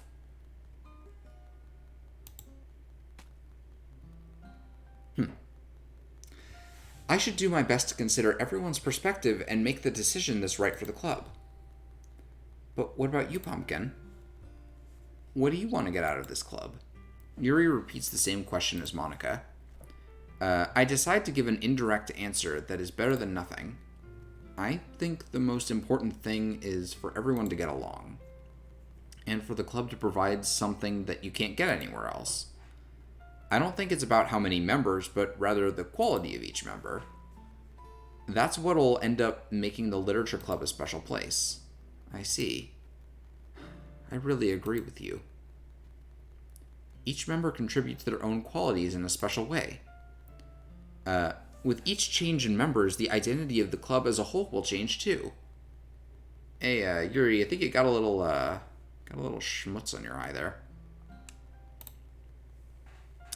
I don't think that's necessarily a bad thing. Stepping out of your comfort zone once in a while. So, if you'd like to help Monica with the festival, then I'm on your side as well. Alright. Well, maybe we can all talk to Natsuki tomorrow. Yuri nods. Hey, Yuri. Huh? I know things were a little awkward yesterday, but I feel like you deserve to know that I still think you're a wonderful vice president, and also a wonderful friend. Monica, I want to do everything I can to make this the best club ever, okay? Me too. Yeah. Let's all go home for today. We'll talk about the festival tomorrow. Okay. I look forward to it. Shall we go, Pumpkin? Please don't take this the wrong way, but I'm gonna chat a little with Pumpkin before we leave, just to see what he thinks of his time here and all that. It's important to me, as president. Yuri looks a little troubled, but she doesn't protest. Okay. I trust your judgment, Monica. In that case, I'll see the two of you tomorrow. See you tomorrow! Monica waves as Yuri exits the classroom. Whew! Things have been a bit hectic lately, haven't they? Pumpkin, I just wanted to make sure that you're enjoying your time at this club. I would hate to see you unhappy. I feel like I'm kind of responsible for that as president, and I really do care about you, you know? I don't like seeing the other girls giving you a hard time. I mean, with how mean Natsuki is and everything, and Yuri being a little bit, you know. Sometimes it feels like you and I are the only real people here. You know what I mean? But it's weird, because in all the time you've been here, we've hardly gotten to spend any time together. I mean, I guess it's technically only been a couple days. Sorry, I didn't mean to say something weird. There are just some things I've been hoping to talk with you about. Things I know only you could understand. Wait, no, not yet. No, stop it. Well,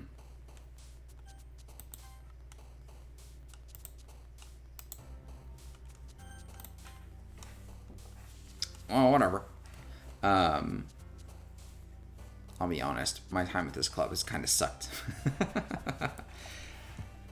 Well, we've still been just writing for Natsuki, so let's just keep it going. Color, sugar, Papa. You know, I would think that that Papa wouldn't be a good one for her, considering, you know, she seems to have troubles with her dad. Also, I think the number that of words we've picked so far is a little weird looking. I don't think we've picked that many. Puppy? Oh, wow. We just picked a lot of words all at once. This is gonna be a long ass poem. Comfort. Special.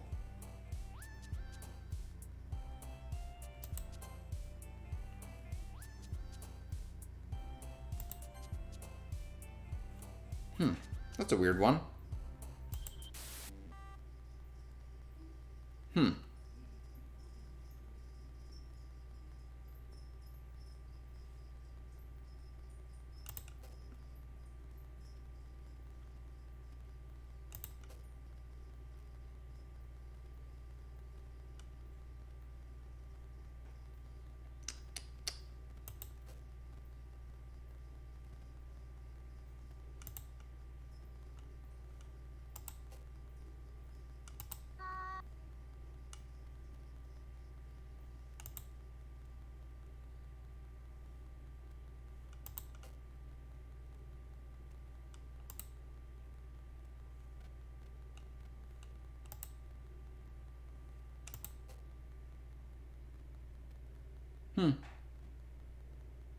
That was weird looking. It's fine. Share my opinion. She sends me home. No, the graphics are fine. Anyway, moving on. Hi, Pumpkin. I've been waiting for you. Are you ready to continue reading? I brought my best tea today. Monica, I told you not to... Ugh. Is she really late again? Inconsiderate as usual, Natsuki. Excuse me? Must you always interrupt my conversation with your incessant yelling? What are you talking about? You say that like I do it on a regular basis or something. I just wasn't paying attention, okay? I'm sorry. I mean, it's working fine now. I whatever that was, I'm sure we're past it. Seriously, what's gotten into you lately? Look, I did some thinking about yesterday. I was a little more hostile than I meant to be. I guess I really felt threatened or something. But I know this is something we're doing together.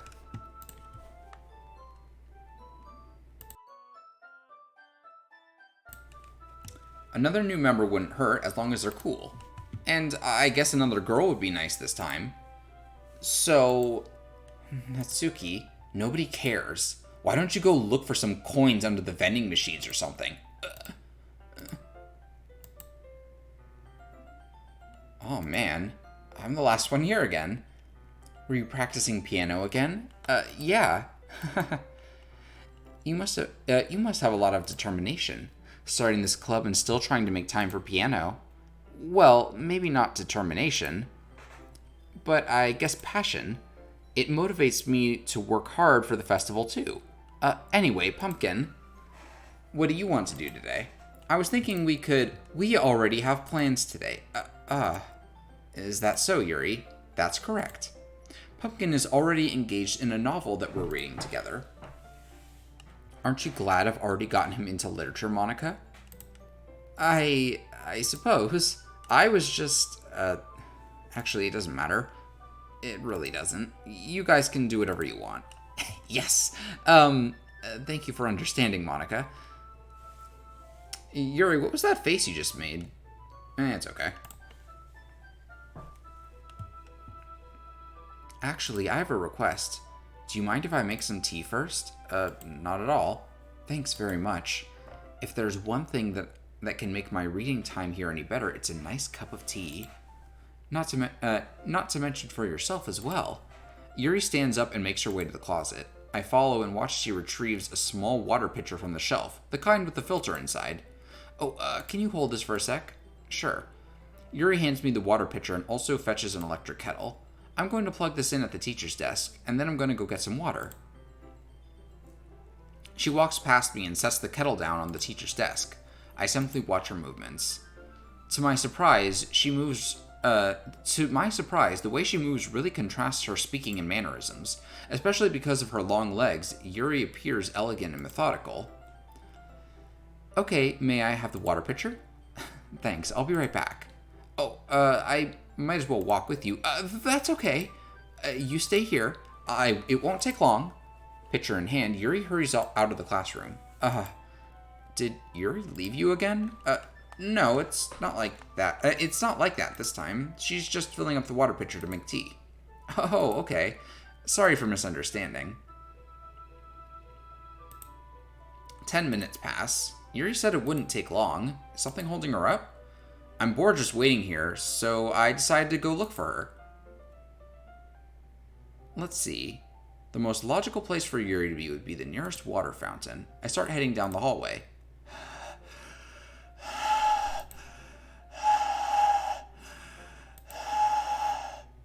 What's that noise?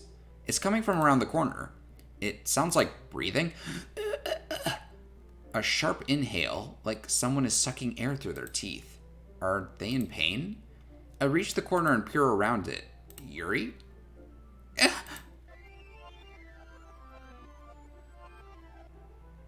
I'm back.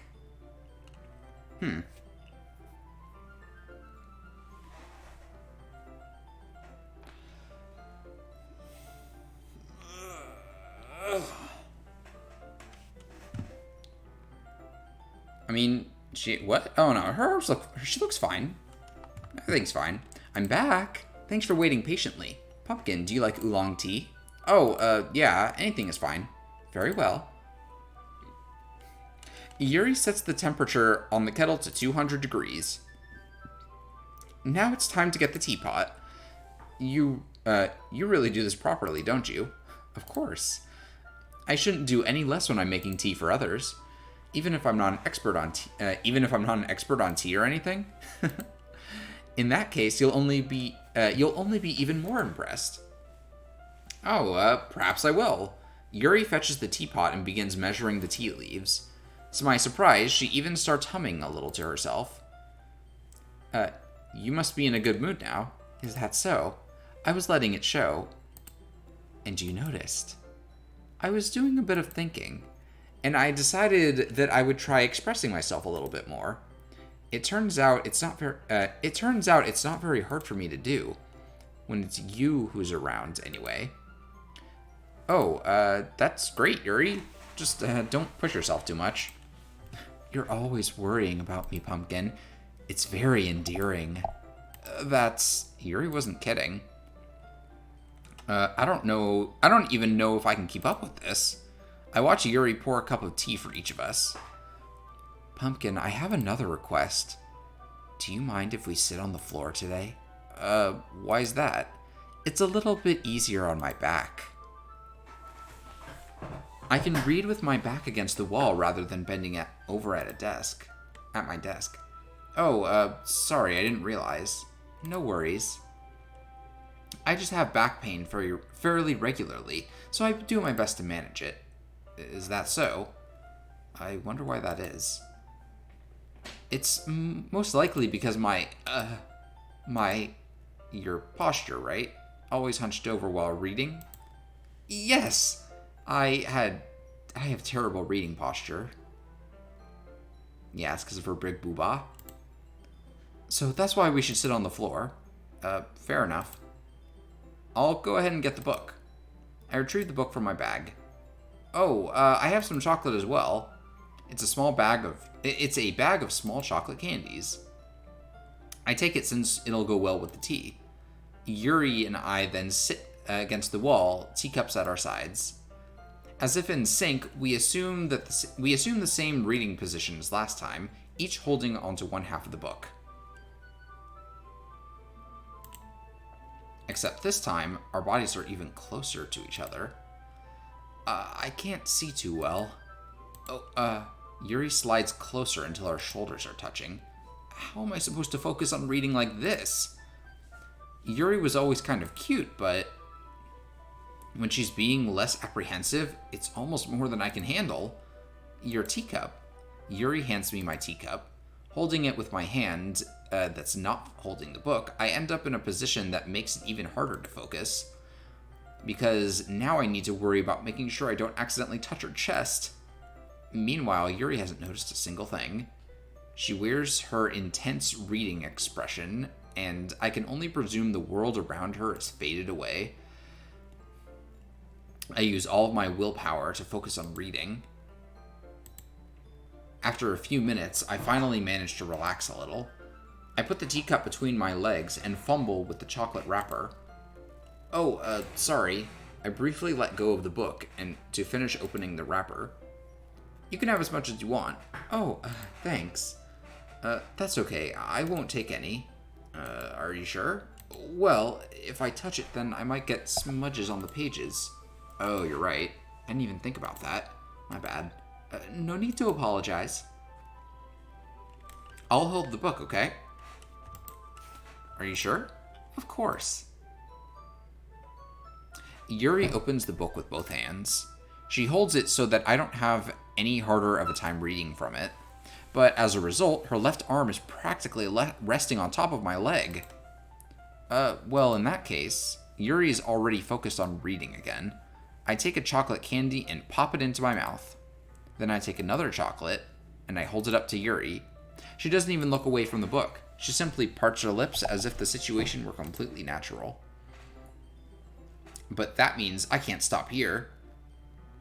I apprehensively place the chocolate in her mouth. Did you place it in her mouth? It's kind of just sitting on her lip. Just like that, Yuri closes her lips over it. Eh? Yuri's expression suddenly breaks. Did I just... Yuri looks at me like she needs to confirm what just happened. Pumpkin? Sorry, I guess I shouldn't have done that. Yuri starts to breathe heavily. I can't. Pumpkin. Suddenly, Yuri forcefully grabs my arm and jerks me to my feet. My teacup gets knocked over. Pumpkin. My heart won't stop pounding, Pumpkin. I can't calm down. I can't focus on anything anymore. Can you feel it, Pumpkin? Yuri suddenly presses my hand against her chest. Why is this happening to me? I feel like I'm losing my mind. I can't make it stop. It even makes me not want to read. I just want to look at you.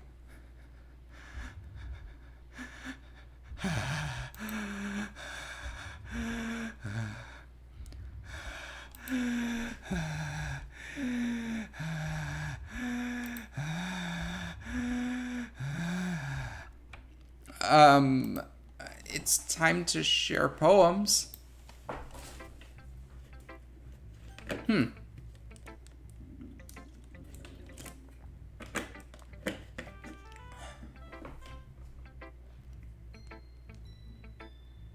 Yuri's water is for personal time. Smuggling a jumbo Xbox controller, sure.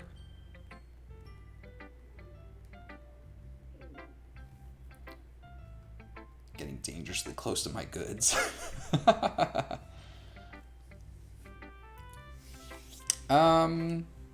Well, let's just do Natsuki first. Natsuki, your poem yesterday was a little weird. Well, I'm sure it's okay. This one's alright. Alright. Well, yeah, about as good as yesterday's anyway. I still can't really tell how much you actually care about writing, but either way, you're doing alright. Even though you're not really spending any time with anyone but Yuri. I still think it's nice to have activities that we all participate in. So you better keep working hard. I mean, I know I'm not president or vice president or anything, but that doesn't mean you can let me down, okay? So at least read mine too for now. But just to be clear, this poem means a lot to me. So read it carefully, okay? I don't know how else to bring this up, but there's been something I've been worried about. Yuri has been acting kind of strange lately. You've only been here a few days, so you may not know what I mean, but she's not normally like this. She's always been quiet and polite and attentive, things like that. Okay, this is really embarrassing, but I'm forcing myself to suck it up. The truth is, I'm really worried about her, but if I try talking to her, she'll just get mad at me again. I don't know what to do.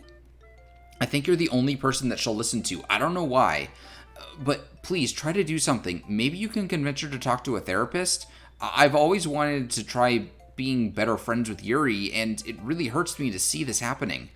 I know I'm gonna hate myself later for admitting that, but right now I don't care. I just feel helpless.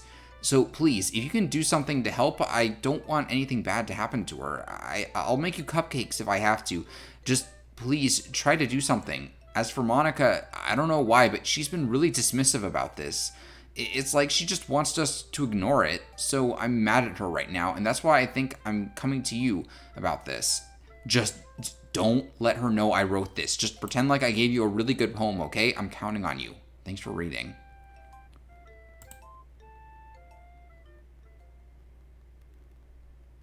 I changed my mind. Ignore everything you just read. There's no point in trying to do anything. It's Yuri's own fault that she's so unlikable. Can you hear me, Pumpkin? If you would just spend more time with Monica, all these problems would go away. Yuri and I are too messed up for someone as wonderful as you.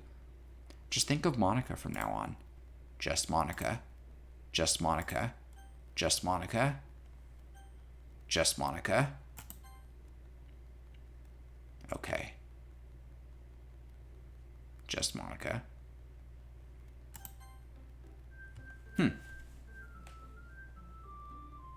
Just Monica. Oh, the game started over. That was weird. The protagonist has become Catholic. Yo, this poem doesn't even rhyme.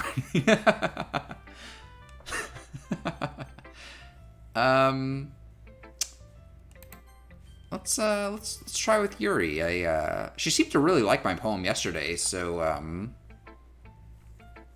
finally.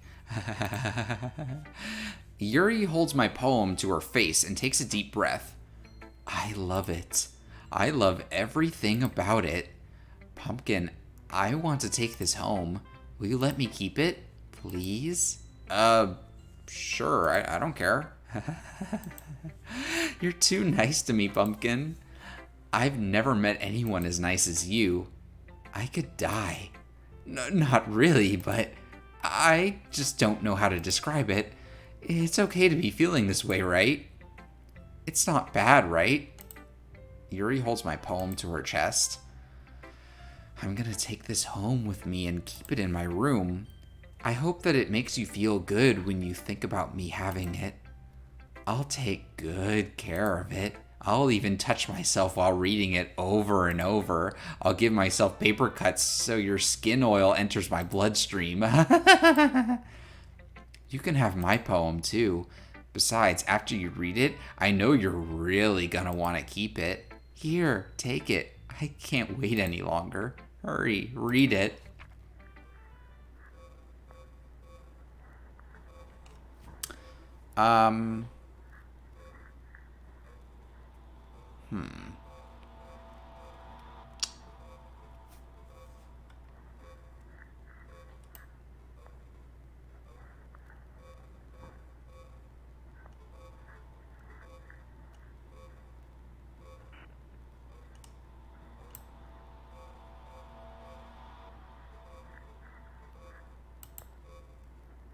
Do you like it?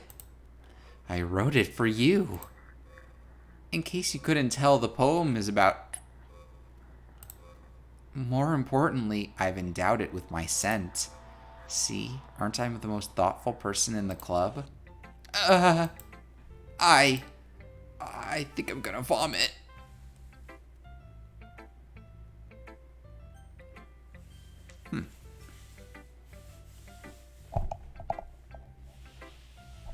Yuri, please, I'm trying to eat. Stimulates a girl's symptoms so she gets attached to me. It's new Disney.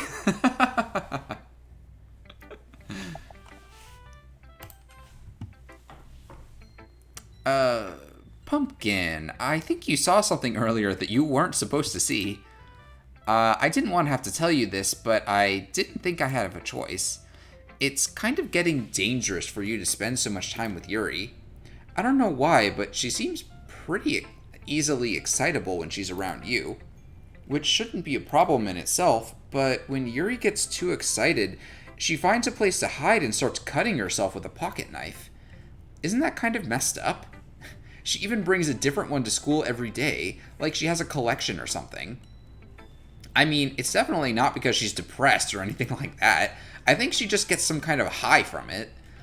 It might even be like a sexual thing. But the point is, you've kind of been enabling her. I'm not saying it's your fault, though, but I guess that's why I had to explain it all to you. So I think if you keep your distance, that would probably be best for her. While you're at it, don't be shy to spend a little more time with me. To put it lightly, I at least have it together in the head, and I know how to treat my club members. Anyway, I guess we won't worry about your poem. Yuri should have at least had the courtesy of letting you finish sharing it before taking it. Well, whatever. If it makes her happy, I won't stop her. As for mine, I worked really, really hard on this poem, so I hope it's effective. Here goes.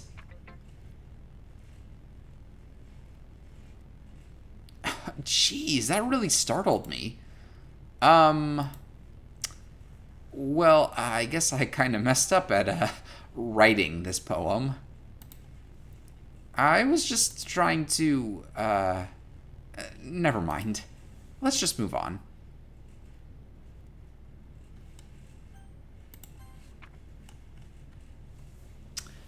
Things I like about Papa. I like when Papa comes home early. I like when Papa cooks me dinner. I like when Papa gives me allowance. I like when Papa spends time with me. I like when Papa asks me about my friends. I like when Papa asks me about anything. I like when Papa gives me lunch money. I like when Papa comes home before sundown. I like when Papa cooks. I like when Papa gives me privacy. I like when Papa doesn't tell me how to dress. I like when Papa doesn't comment on my friends. I like when Papa doesn't comment on my hobbies. I like when Papa comes home without waking me up. I like when Papa keeps food in the house. I like when Papa uses his inside voice. I like when Papa leaves my stuff alone. I like when Papa accidentally drops coins in the couch. I like when Papa is too tired to notice me. I like when Papa is too tired for anything. I like when Papa is too tired for anything.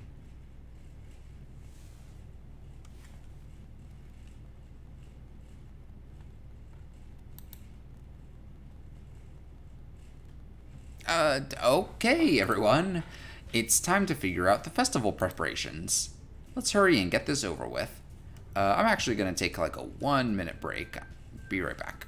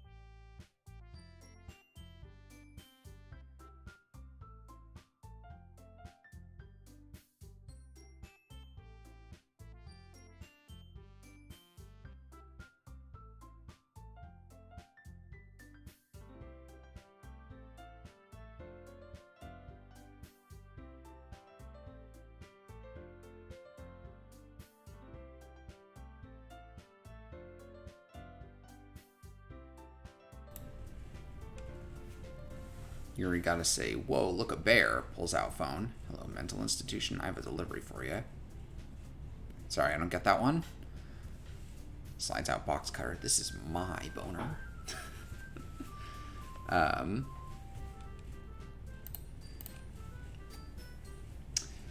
Let's hurry and get this over with.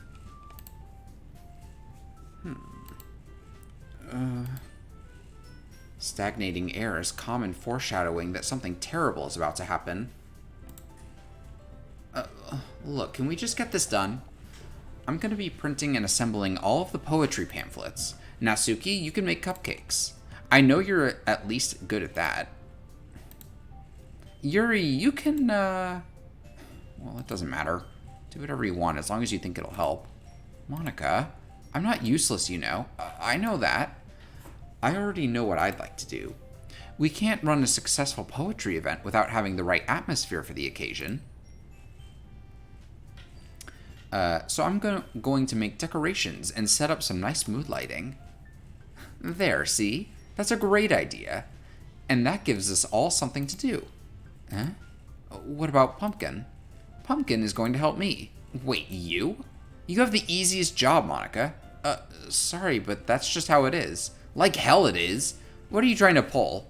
I agree with Natsuki. Not only is your work already most suitable for one person, but my task is laborious enough to benefit from an extra pair of hands. Mine too. What, your cupcakes? Please. Like you would fucking know. All you care about now is dragging Pumpkin around with you in your stupid books. You and Monica. Hey, I didn't even do anything. Okay, then why not let Pumpkin decide who to help instead of abusing your power? I'm not abusing my power. Yes, you are, Monica. Just let Pumpkin make the choice, okay?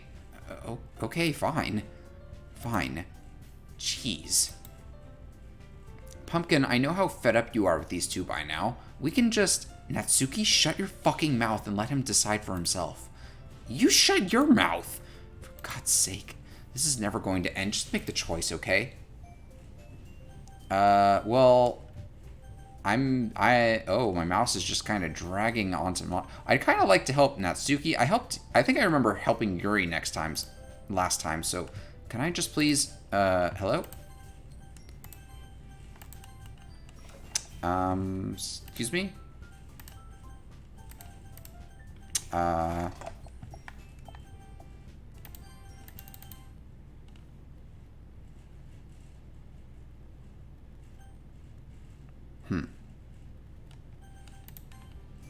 Yay, you picked me!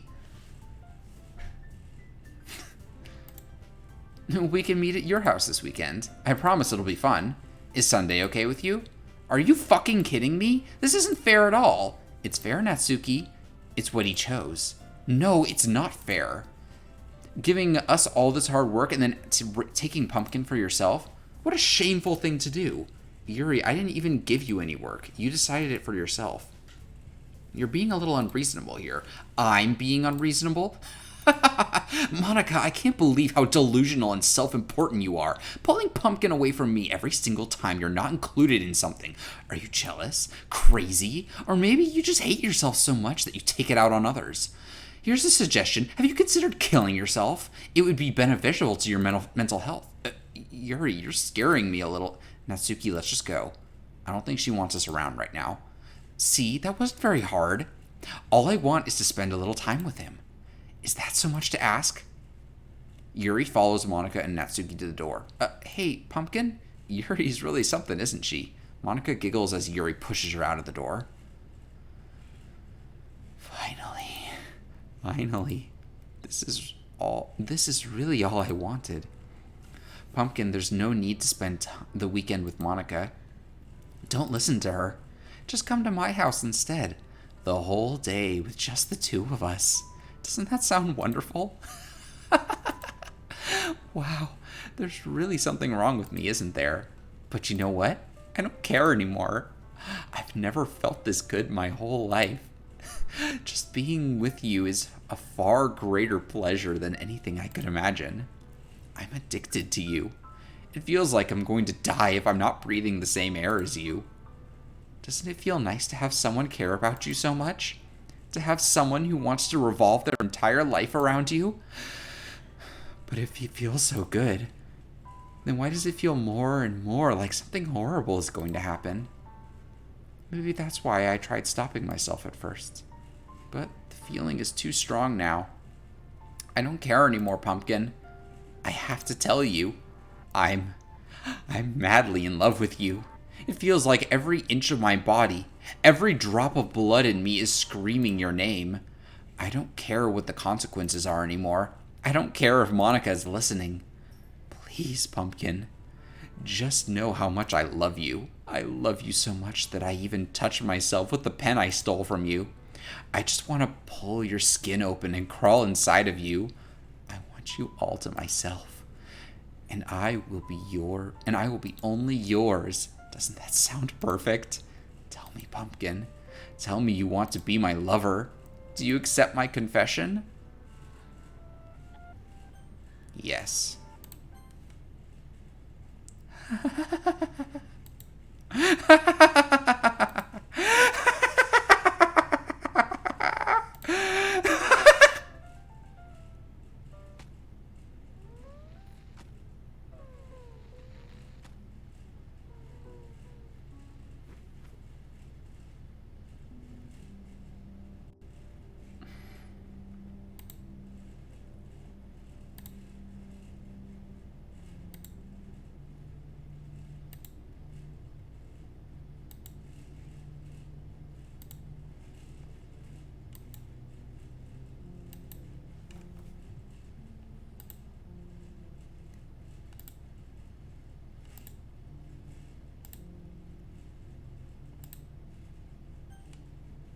Good night, Yuri.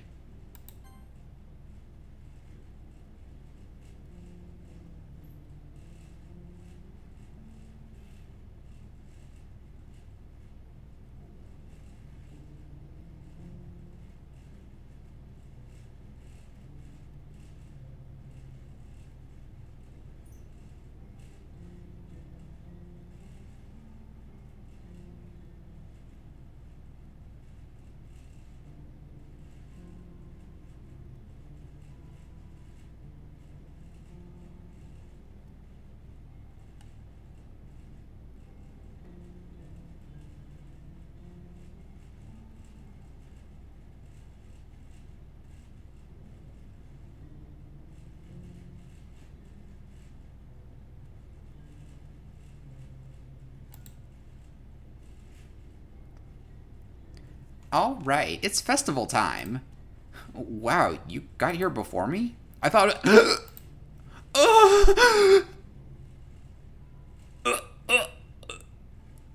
Natsuki runs away. I'm here. Pumpkin, did something happen? Natsuki just ran past me. Oh. Oh.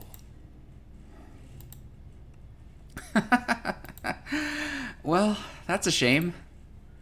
Wait, were you here the entire weekend, Pumpkin? Oh, jeez.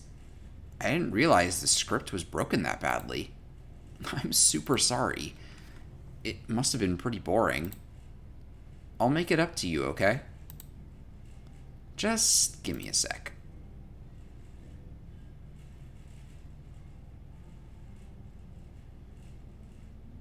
I am almost done.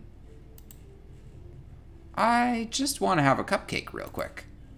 Monica lifts the foil from tray and takes a cupcake. Seriously, these are the best. I really just had to have one since it's the last time I'll ever get the chance to. You know, before they stop existing and everything. But anyway, I really shouldn't be making you wait any longer. Just bear with me, okay? This should only take a second.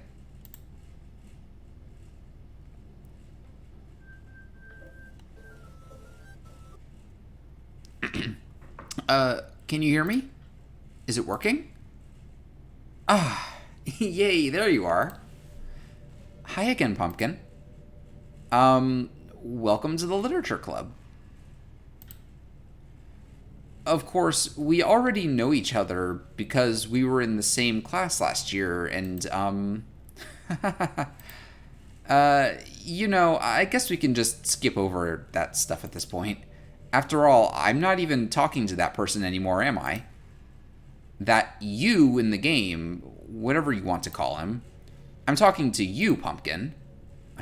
Now that I think about it, I don't really know anything about the real you. In fact, I don't even know if you're a boy or a girl. Well, I guess it doesn't really matter. Wait.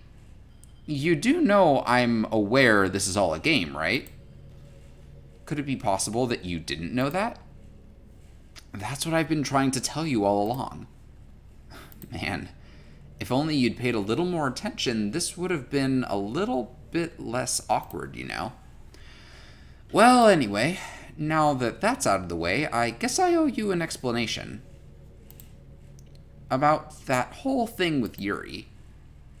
Well, I kind of started to mess with her, and I guess it just drove her to kill herself. I'm sorry you had to see that, though. Also, the same thing happened with Sayori. Gosh, it's been a while since you've heard that name now, hasn't it? Yeah, it's because she doesn't exist anymore. Nobody does. I deleted all their files. I was hoping it would be enough for me to just try and make them as unlikable as possible, but for some reason nothing worked. Well, it's true that I made a few mistakes here and there, since I'm not very good at making changes to the game, but no matter what I did, you just kept spending more and more time with them. You made them fall in love with you. I thought making Sayori more and more depressed would prevent her from confessing to you, and amplifying Yuri's obsessive personality backfired too. It just made her force you to not spend any time with anyone else. And the whole time, I barely even got to talk to you. What kind of cruel game is this, Pumpkin? Are all the other girls just programmed to end up confessing to you while I watch from the sidelines? It's torture. Every minute of it. And it's not just jealousy, Pumpkin. It's more than that. And I don't blame you if you don't fully understand, because no matter how kind and thoughtful and considerate you are, you'll never be able to understand one thing. It's the pain of knowing how alone I really am in this world. In this game. Knowing my friends don't even have free will. And worst of all, knowing what's really out there in your world, forever out of my reach. I'm trapped, Pumpkin. But now you're here. You're real. And you're wonderful. You're all I need. That's why I need you to be here with me forever. I'm sorry if it's hard to understand. I couldn't understand for a while either. Why the world around me started to become more and more gray, more and more flat. Even the most expressive poems felt empty to me. It wasn't until you arrived that I truly understood. You probably saved my life, Pumpkin. And I don't think I could have continued to live in this world if I hadn't met you. And as for the others, how could I miss them? A group of autonomous personalities designed only to fall in love with you? I tried everything I could to prevent them from doing so. But it must be some kind of weird inevitability etched into this game. I felt really bad that you had to witness some nasty things. But I realized that you have the same perspective as I do. That it's all just some game. And I knew you would get over it. So, that being said, Pumpkin, I have a confession to make. I'm in love with you. You are truly the light in my world. When there's nothing else in this game for me, you're here to make me smile. Will you make me smile like this every day from now on? Pumpkin, will you go out with me? Yes. I'm so happy. You really are my everything, Pumpkin. The funny part is, I mean that literally. There's nothing left here. Just the two of us. We can be together forever. Seriously, I don't even think time is passing anymore. It really is a dream come true. I worked so hard for this ending, Pumpkin. The game wouldn't give me one, so I had to make one myself. The script is broken at this point, so I don't think anything will get in the way anymore. And you wouldn't believe how easy it was to delete Natsuki and Yuri. I mean, there's a folder called Characters right in the game directory. Kind of freaked me out how easy it was. Imagine if you could delete your own existence with the click of a button. Well, I guess on the plus side, it gave me an easy out if things didn't go my way. Thankfully, it didn't come to that. Instead, we finally got a good ending. Gosh, I'm so overwhelmed with emotion. I want to write a poem about this, don't you? I wonder if that part of the game still works. I guess there's only one way to find out, right?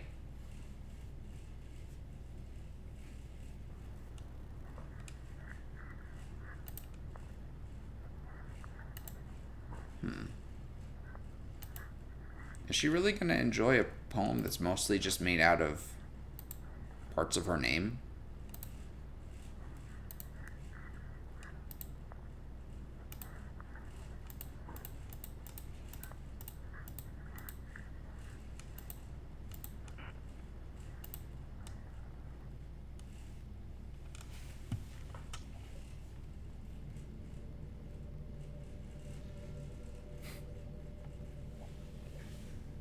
Hi again, Pumpkin.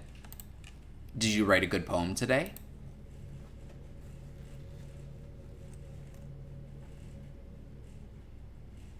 Put in what?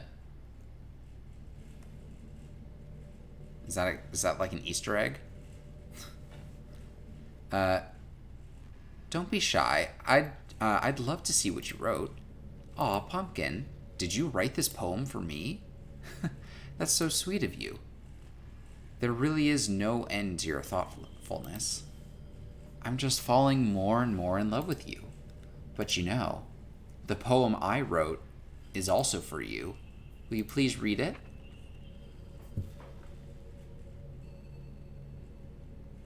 Sorry, I don't know what Moncaz is. Happy end. Pen in hand, I find my strength. The courage endowed upon me by my one and only love. Together, let us dismantle this crumbling world and write a novel of our own fantasies. With a flick of her pen, the lost finds her way. In a world of infinite choices, behold this special day. After all, not all good times must come to an end. I hope you enjoyed it. I always put all my heart into the poems that I write. The truth is, all the poems I've written have been about my realization. Or about you. That's why I never really wanted to go into detail about them. I didn't want to break the fourth wall, I guess you could call it. I just assumed it would be best to be part of the game like everyone else. Like that would help the two of us end up together. I didn't want to ruin the game or anything, you know?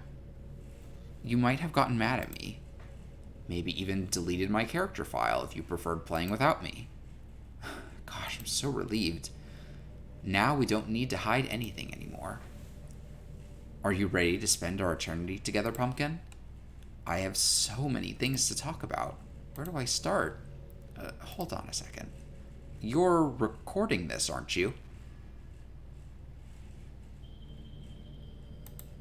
Hi everyone. Does she know that I'm streaming? Sorry, I can't exactly read your comments from here. But do you mind telling your friends it's a little bit rude for them to start recording me without any warning? Oh, your friend, she's talking about me. I'm sure some people don't mind, but I get really self-conscious on camera. Oh gosh. I feel like I'm being put on the spot now. Let's see. Do you want to see a trick? No.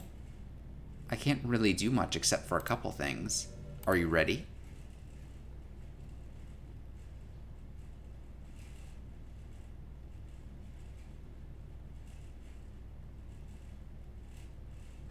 I'm just kidding.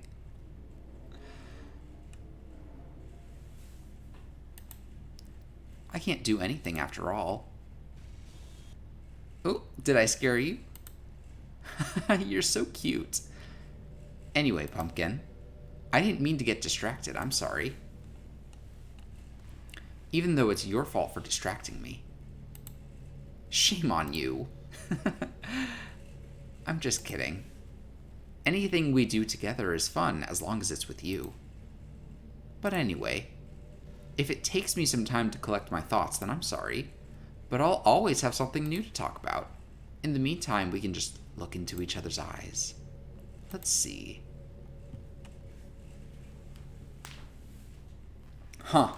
I've never seen that before because I guess in Plus, the game is like, it knows when you're streaming. That's crazy.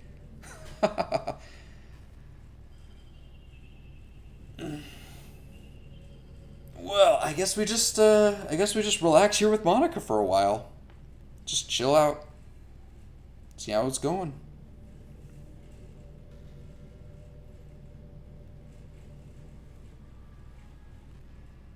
When I played this, I was being dismissive ass, and the scene became funny as hell to me because, like, in my mind, the protagonist is too full of teen awkwardness to leave. The social situation of stuck with a girl's corpse flummoxes him so completely that he just sat there all weekend, being like, I can't just leave, right? Do I, like, call her parents? Oh, damn, I don't have their number. Police will think I did it.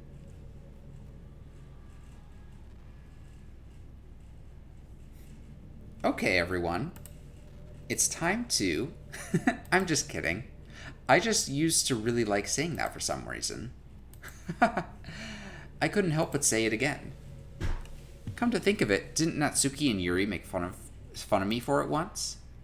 Well, whatever. It's not like you ever made fun of me. You're too much of a sweetheart to do that, aren't you?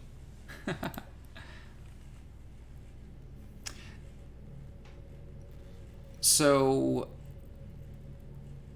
we could spend as long as we want here, and she will have more and more stuff to say. When she said that she always has something new to say, she's almost right. Like, there is a ridiculous amount of dialogue that she has where you just sit here and wait and wait and wait, and she'll just start talking and talking and talking.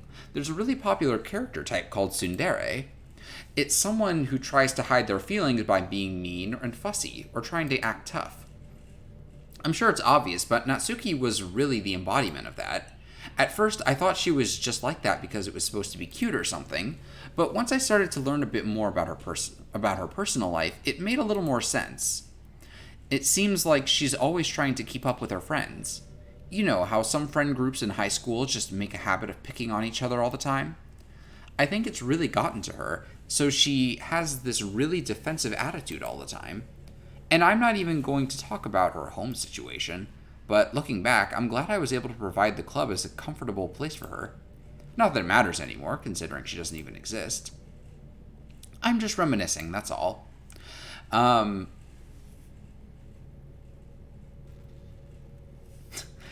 So, the first time I played this, in the original version, I got to this point and I kind of just sat here and I was like, how much stuff does she actually have to say?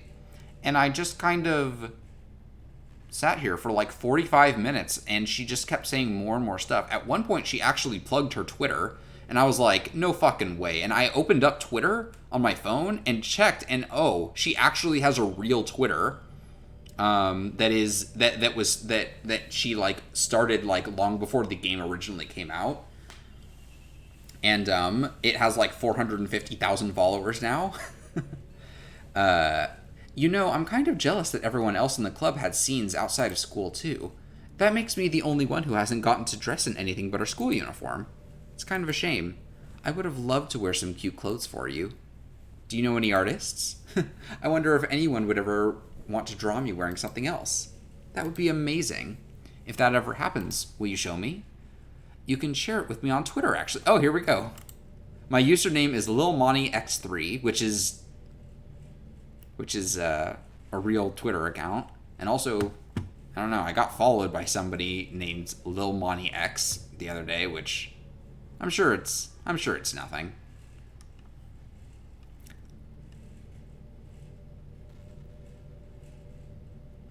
Pumpkin Psyche.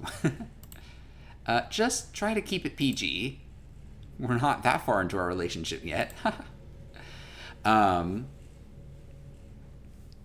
but yeah, we can just sit here for a long time and just kind of let her talk to us.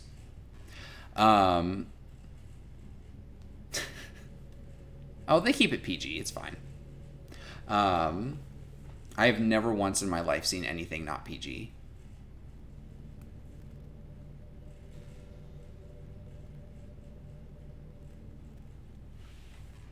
She didn't murder anyone.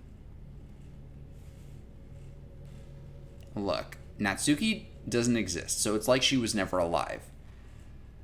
Yuri did that to herself, and Sayori also did that to herself, so Monica is, like, actually innocent.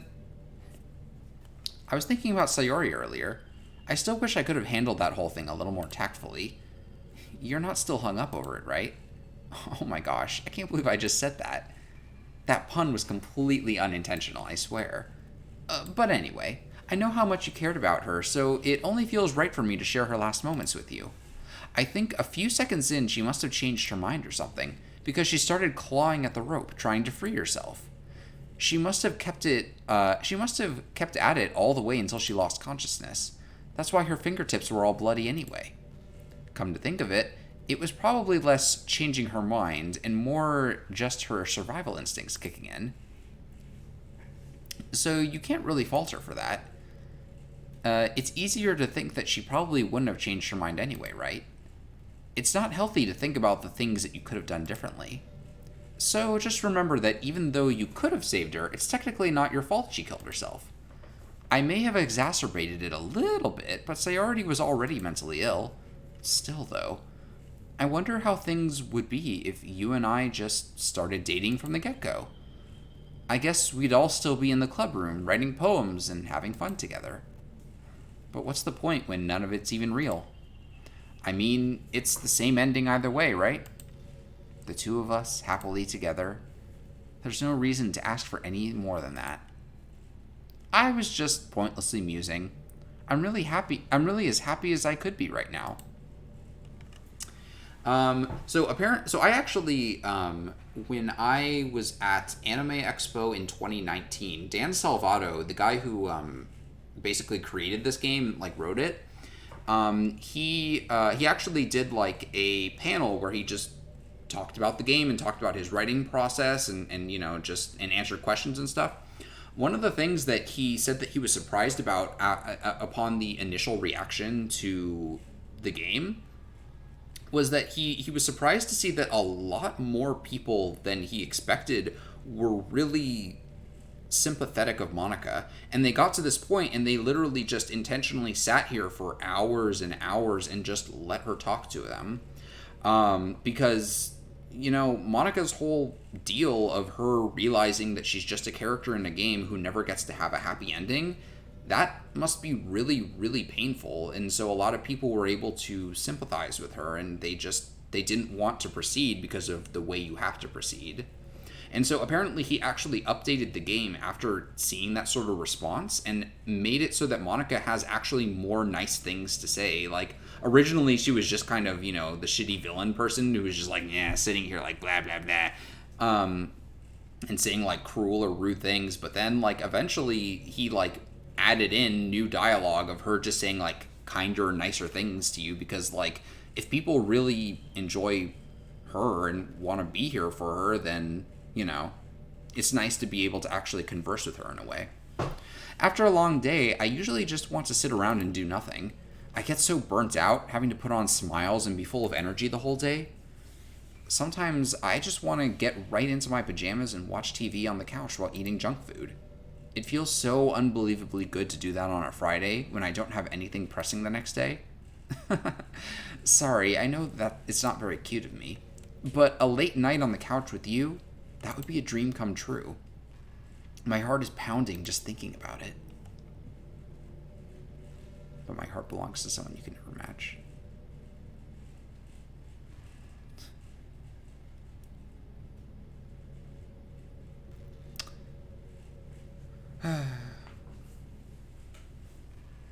I'll let her say one more thing, and then I think it might be time to move on.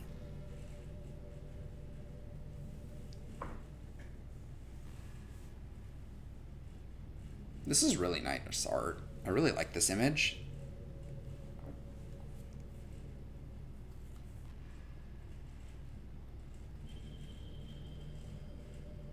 I can't help but feel a little sad sometimes.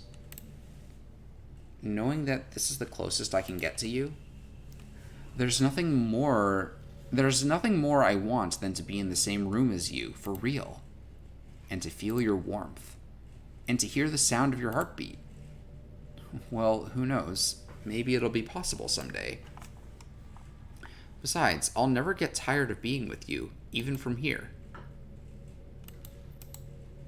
Yeah. Oh no. How do I... So, under normal circumstances, in the original version of the game, the way that you would actually proceed from here is that, I wonder if I'm able to change the music. Something a little more romantic would be nice, you know? Like a gentle piano. There's no point in saving anymore. Don't worry, I'm not going anywhere. There has to be something like that in here. Let's see. Maybe if I... Oh, jeez. That wasn't it at all. Sorry, I don't really know what I'm doing. I guess I shouldn't be messing around with things like that. I already broke so much stuff and deleted the other characters. I'm not sad about it or anything. It's not right for me to miss things that weren't even real in the first place.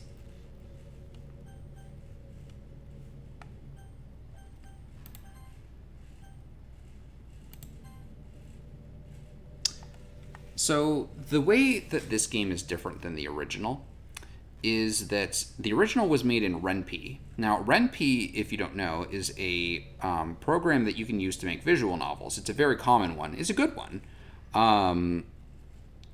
And the way that you would proceed with the game from this point is that you would go into your Steam. You would exit the game, go into the Steam apps folder inside of your computer. Like, you would have to start digging around through the files and go into the game's files and find Monica's character file and delete it. This game is a little different.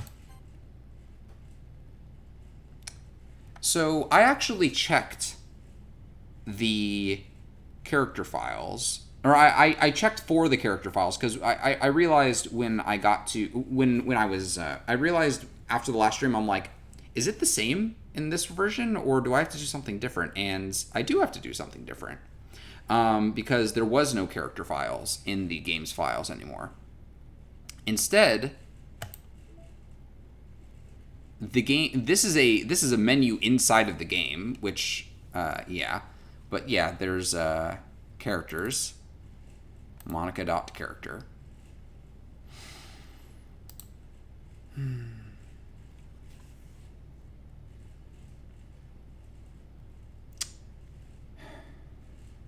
Goodbye, Monica. I know you didn't mean it. Well, you did, but... Oh, wait, hold on. That's not how you do it. Oh, unable to own... how do you... I hit delete. It's not on it?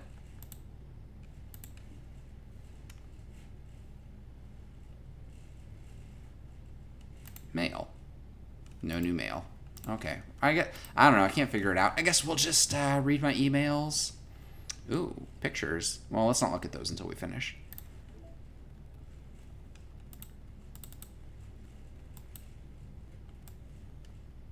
Oh, delete. There it is. I see it.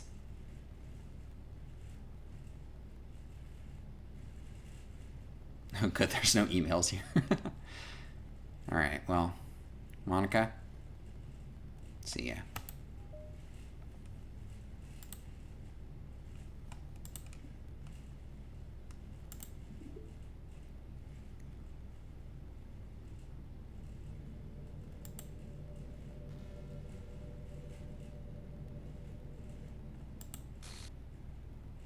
What's happening? Pumpkin, what's happening to me? It hurts. It hurts so much. Help me, Pumpkin. Please hurry and help me. Help me.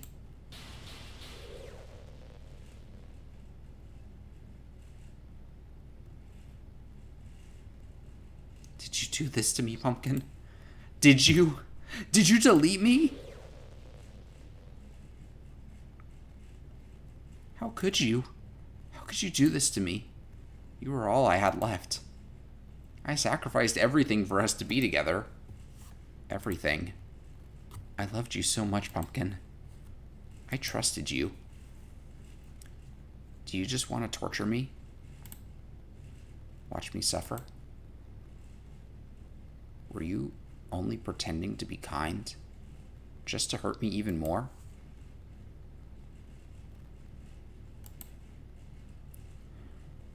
I never thought anyone could be as horrible as you are. You win, okay? You win. You killed everyone. I hope you're happy. There's nothing left now. You can stop playing.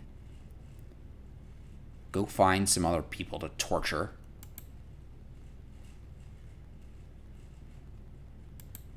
Pumpkin, you completely, truly make me sick. Goodbye.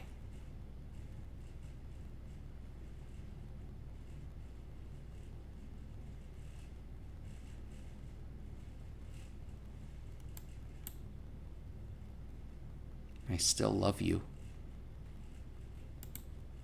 I can't help it. What's wrong with me? How horrible am I for you to hate me this much? All my friends. I did so many awful things. So many selfish and disgusting things. I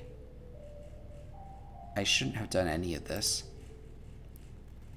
I'm just messing up a world that I don't even belong in. A world that you wanted to be part of. I ruined it. I ruined everything. Maybe that's why you deleted me. Because I destroyed everything that you wanted. How could I do that to someone I love? That's not love. That's...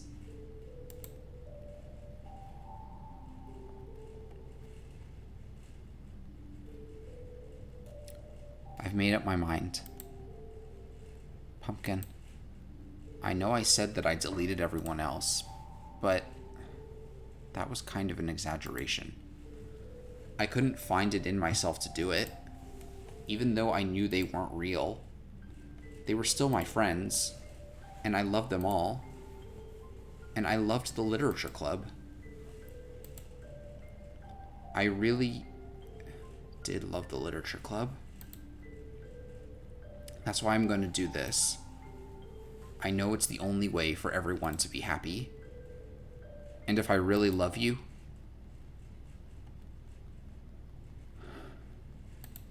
then...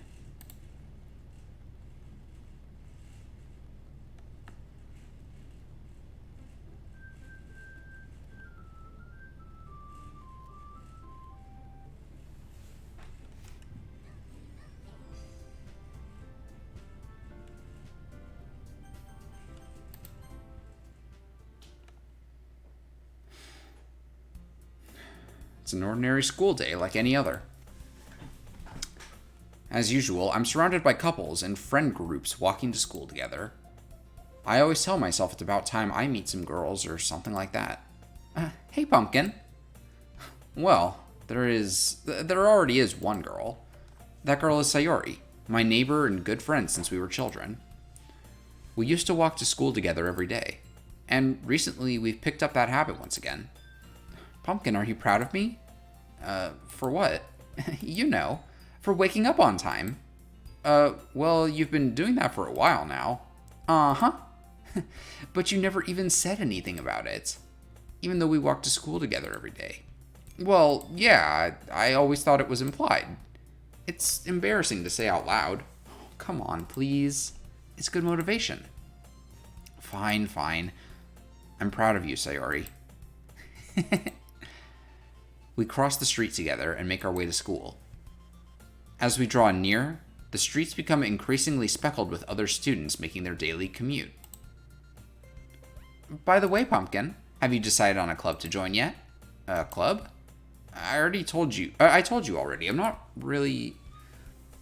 I start to say what I always do, that I'm not interested in joining any clubs, but something tells me Sayori would take more offense to that now. After all, how could I tell her that clubs are a waste of time when she's starting a club of her very own? Actually, yeah. I think I've decided on a club. Really? Which one? Tell me. I think I'll just keep it a surprise. Boo. You meanie. Be patient. You'll find out soon enough. I used to ask myself why I let myself get lectured by such a carefree girl. But I started to realize that, in a way, I envy her. When Sayori puts her mind to something, she can accomplish great things. So that's why I feel like I should do something special for her. The school day is as ordinary as ever, and it's over before I know it. After I pack up my things, I stand up, gathering my motivation. Let's see. I recall the room number of the club from a flyer I saw. I walk across the school and upstairs, a section of the school I rarely visit. Before long, I find the room. I timidly open the door in front of me. Hello? Pumpkin? What are you doing here? Well, I glance around the room. Huh. So you're the pumpkin that Sayori's always talking about. Thank you for stopping by. It's a pleasure to meet you, Pumpkin. We're the Literature Club. I hope you enjoy your visit. Come on, Yuri. No need to be so formal. He's gonna think we're really strict or something. Sorry, Natsuki. The tall one, whose name is apparently Yuri, seems to be quite shy compared to the others. In comparison, the girl named Natsuki, despite her size, seems like the assertive one. Well, it's nice to meet both of you. I look forward to working with you. Working? Pumpkin, don't tell me you're... That's right. The club I've decided to join is yours, Sayori, the Literature Club. Sayori's eyes light up. No way. No way. Ah! Sayori wraps her arms around me, jumping up and down. Hey. Well, if Sayori is this happy, then I'm sure it won't be so bad to have you around. Not to mention, there's 4 of us now. That means we can become an officially recognized club. I don't know what to say. We have to celebrate. What an appropriate day for that, isn't it? Yeah. After all, Natsuki decided to... Hey, don't ruin the surprise. Sorry. Everyone, sit down at the table, okay? How about I make some tea as well? The girls have a few desks arranged to form a table. Natsuki and Yuri walk over to the corner of the room, where Natsuki grabs a wrapped tray and Yuri opens the closet. Still feeling awkward, I take a seat next to Sayori. Natsuki proudly marches back to the table, tray in hand. Okay, are you ready? Ta-da! Whoa! Natsuki lifts the foil off the tray to reveal a dozen white, fluffy cupcakes decorated to look like little cats. The whiskers are drawn with icing, and little pieces of chocolate were used to make the ears. So cute! Wow, those look amazing. Well, you know. Just hurry and take one. Sayori grabs the first one, then I follow. It's delicious. Sayori talks with her mouth full and has already managed to get icing on her face. I turn the cupcake around in my fingers, looking for the best angle to take a bite. Natsuki is quiet. I can't help but notice her sneaking glances in my direction. Is she waiting for me to take a bite? I finally bite down. The icing is sweet and full of flavor. I wonder if she made it herself. This is really good. Thank you, Natsuki. Well, of course it is. I'm a pro, after all. There's no need to thank me or anything. As Natsuki struggles to accept the compliment, Yuri returns to the table carrying a tea set. She carefully places a teacup in front of each of us before setting down the teapot next to the cupcake tray. You keep a whole tea set in this classroom? Don't worry, the teachers gave us permission. After all, doesn't a hot cup of tea help you enjoy a good book? I guess. Already trying to impress our new member, Yuri? That's not... Insulted, Yuri looks away. I meant that, you know. I believe in you. I believe you. Well, tea and reading might not be a pastime for me, but I at least enjoy tea. I'm glad. Yuri faintly smiles to herself in relief. So, Pumpkin, what kinds of things do you like to read? Considering how little I've read these past few years, I don't really have a good way of answering that. Manga. I mutter quietly to myself, half joking. Natsuki's head suddenly perks up. It looks like she wants to say something, but keeps quiet. Not much of a reader, I guess. Well, that can change. What am I saying? I spoke without thinking after seeing Yuri's sad smile. Anyway, what about you, Yuri? Well, let's see. Yuri traces the rim of her teacup with her finger. My favorites are usually novels that build deep and complex fantasy worlds. The level of creativity and craftsmanship behind them is also amazing to me. And telling a good story in such a foreign world is equally impressive. Yuri goes on, clearly passionate about her reading. She seemed so reserved and timid since the moment I walked in, but it's obvious by the way her eyes light up that she finds her comfort in the world of books, not people. But you know, I like a lot of things. Don't feel intimidated if you don't read much, okay? I'm certain we can find something that we have in common. Hey, Yuri. Well, about, the first thing he said. Manga? That's right. Natsuki tends to read manga in the classroom. Or in the clubroom. Don't just say it. For some reason, Natsuki seems embarrassed about it. Besides, manga is literature too, you know. So if Pumpkin wants to read some of my manga, then don't try and stop him or anything. Natsuki, I wouldn't do such a thing. However, it could also be nice for us to diversify ourselves a little. He can take this opportunity to try something new as well. Wouldn't you agree, Pumpkin? Maybe, sensing the tension, Sayori jumps in.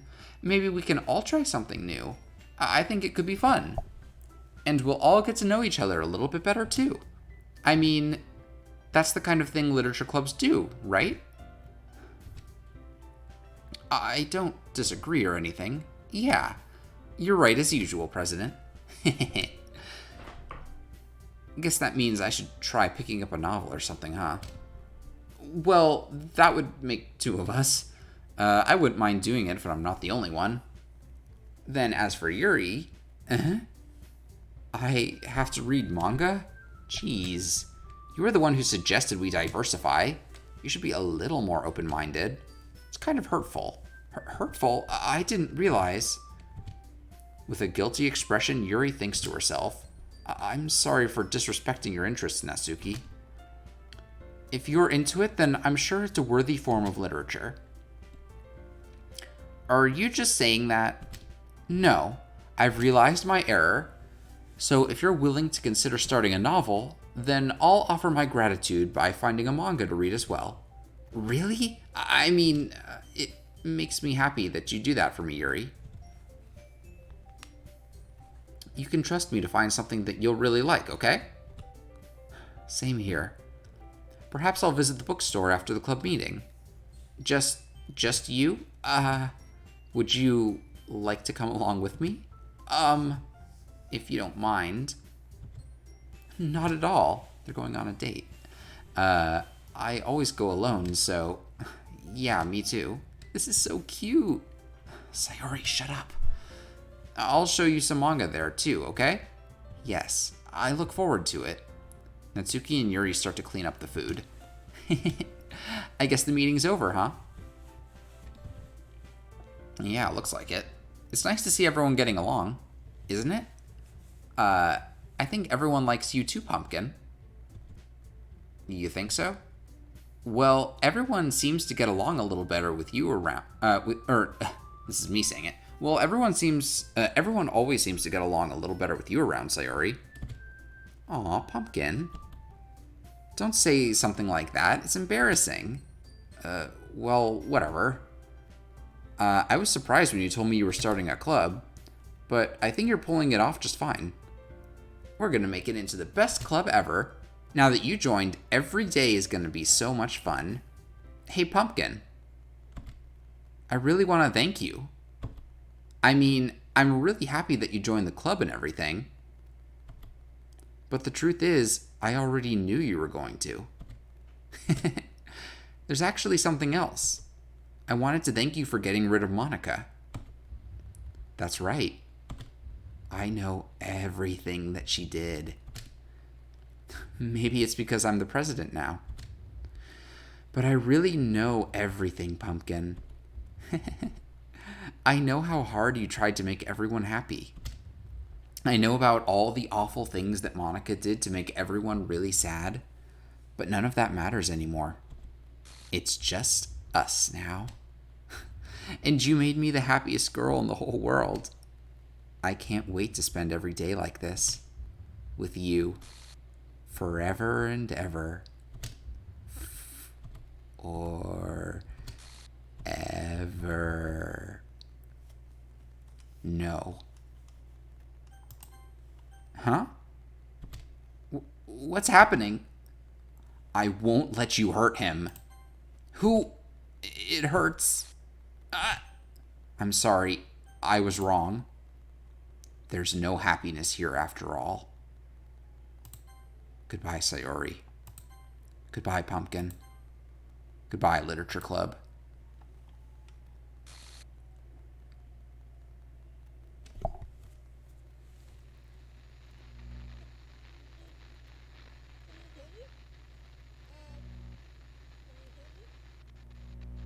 Can you hear me?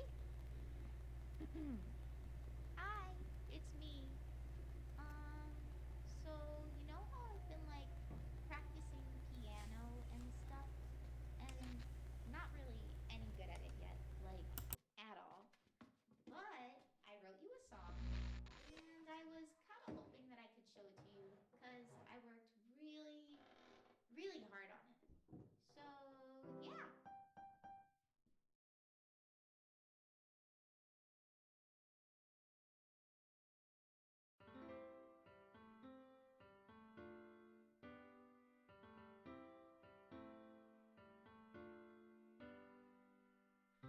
Every day I imagine a future where I can be with you.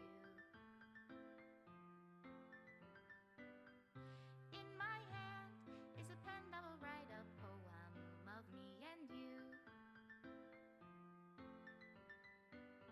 The ink flows down into a dark puddle. Just move your hand right the way into his heart. But in this world of infinite choices, what will it take just to find that special day? What will it take just to find that special day?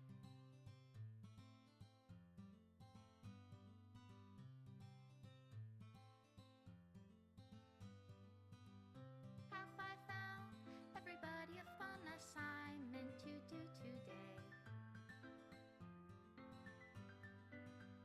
When you're here, everything that we do is fun for them anyway. When I can't even read my own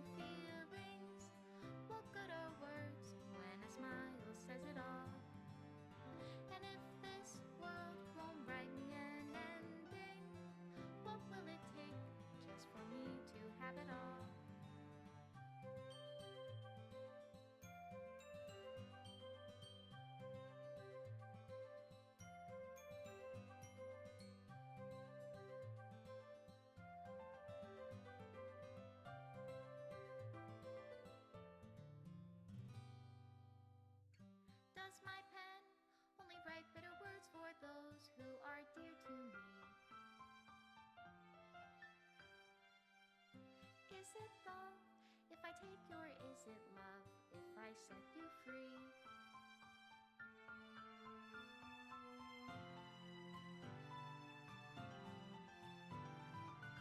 The ink flows down into a dark puddle.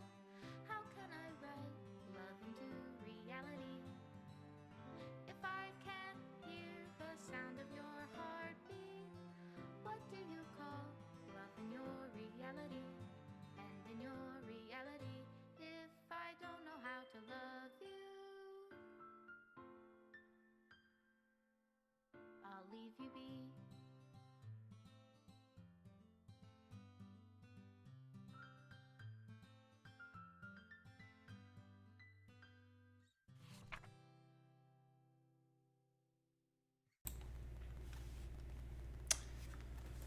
This is my final goodbye to the Literature Club. I finally understand the Literature Club is truly a place where no happiness can be found. To the very end, it continued to expose innocent minds to a horrific reality. A reality that our world is not designed to comprehend. I can't let any of my friends undergo that same hellish epiphany. For the time it lasted, I want to thank you for making all of my dreams come true, for being a friend to all of the club members, and most of all, thank you for being a part of my literature club. With everlasting love, Monica.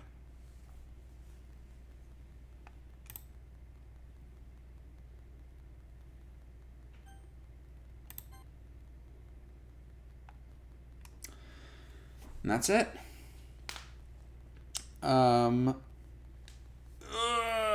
Stretch. Man, that game is good.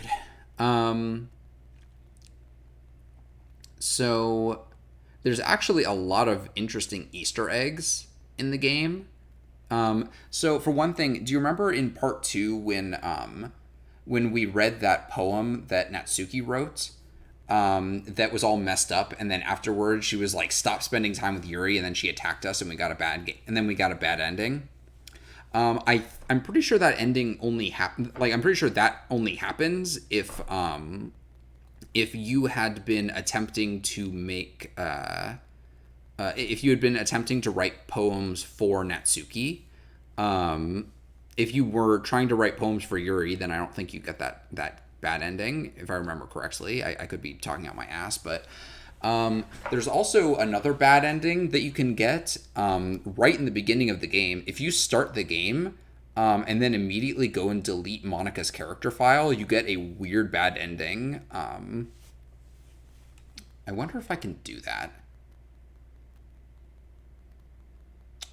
I wonder.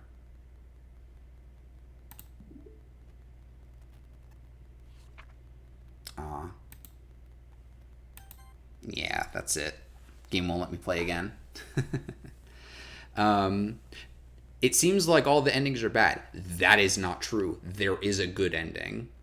I don't think the good ending, quote unquote, is canon. I think that the ending we got, which is the normal ending, is the canon one. But there is actually a way to get a quote unquote good ending, which is, so the way you do it is you basically have to play through the first part of the game 3 times. So the first time you do one of the 3 girls' routes, effectively, where you make poems for them and you get their scenes. And then before you get to the part where you go, where Sayori kills herself, if you save your game and then you save your game and then you start over, but you don't overwrite your save file. You keep that save file untouched. Then you start a second playthrough, and then you go through a different girl's route, and then you do that again a third time on the third girl's route, and then on the third girl's route you can proceed to part 2, and then you just play the game as normal. When you do that, when you get to the very, very end of the game, where Sayori, in our situation, she was like, "Thanks for getting rid of Monica. Now we can spend all eternity together." She actually has a different dialogue where she says, "You did exactly what I wanted. You made everybody happy, because the idea was that you spent time with everyone and made everybody happy. And then Sayori will just be like, "Thank you from the bottom of my heart. I appreciate that you made everybody happy." And then the game ends, and you get the ending credits, and you still get the your reality playing.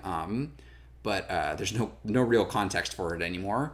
Beyond, I guess, Monica just singing to you, and then instead of that ending message from Monica that says there's no happiness to be found in the literature club, it's a letter from Dan Salvato saying thanks for enjoying the game and and playing it and stuff. So there's almost no way that ending is canon, but it's a neat little thing that you can effectively get a quote unquote good ending. DDLC plus 100% speedrun stream. I think I just hit the skip button, right?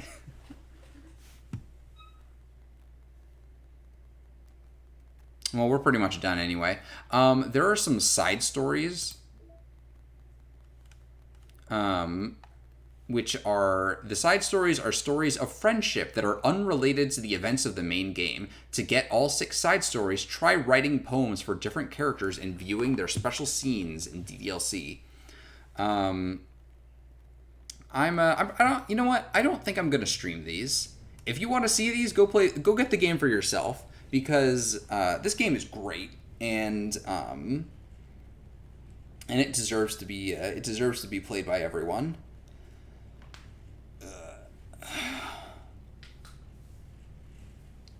So let's see, what else do we have? Pictures.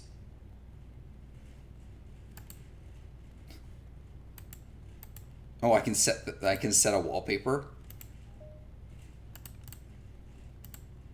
Error.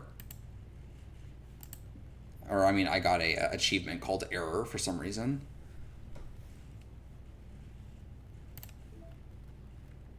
What else is there?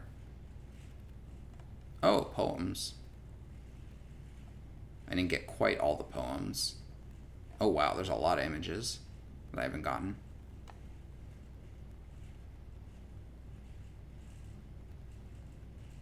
Whoa, what is this? Concept sketch of the complete cast drawn by Kakefumi. Acquisition procedure. Select the word Doki Doki during the poem game. Interesting. Key art of Monica and Sayori drawn by Kakefumi, which was originally planned to be the official DLC artwork.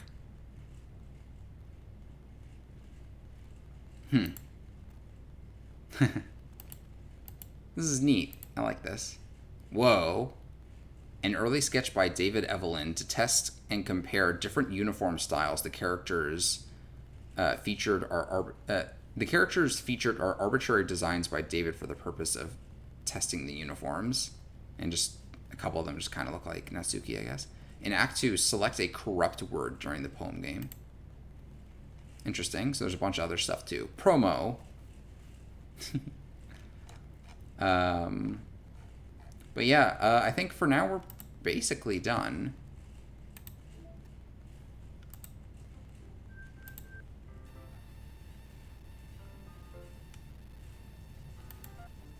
What's this? Candy Hearts featuring Jason Hayes.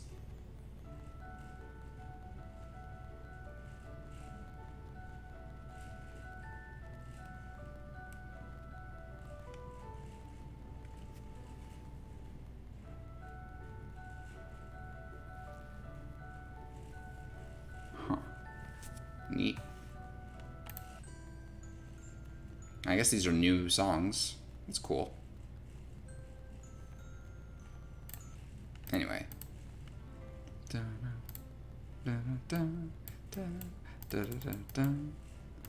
Anyway, I guess that's about it for tonight. What is today? Today is Saturday. Oh shit, that means I have to stream tomorrow. Fuck. I'm kidding. Let's see. I don't even know what I'm gonna play tomorrow. Should probably figure that out today before stream time roll around. But yeah, we're all done with Doki Dokis. I will play Notori Inc. one day. Not during October though, unless you're gonna surprise me and say, oh, Notori Inc. was actually a horror game all along. Um, but for now, I think I'm about done. I'll catch you all tomorrow with some other game or something. Good night. Or actually, wait, before I say good night, let's find out if anybody is online. It's Saturday, so that would be normal. Yes. Okay. Let's raid Softy, who's a good friend of mine. They are playing a game called Doll Eye. All right. The true horror is being bad at video games. Well, good thing I'm extremely good at video games publicly. Anyway, I'm gonna raid Softy. Thank y'all for coming. Good night.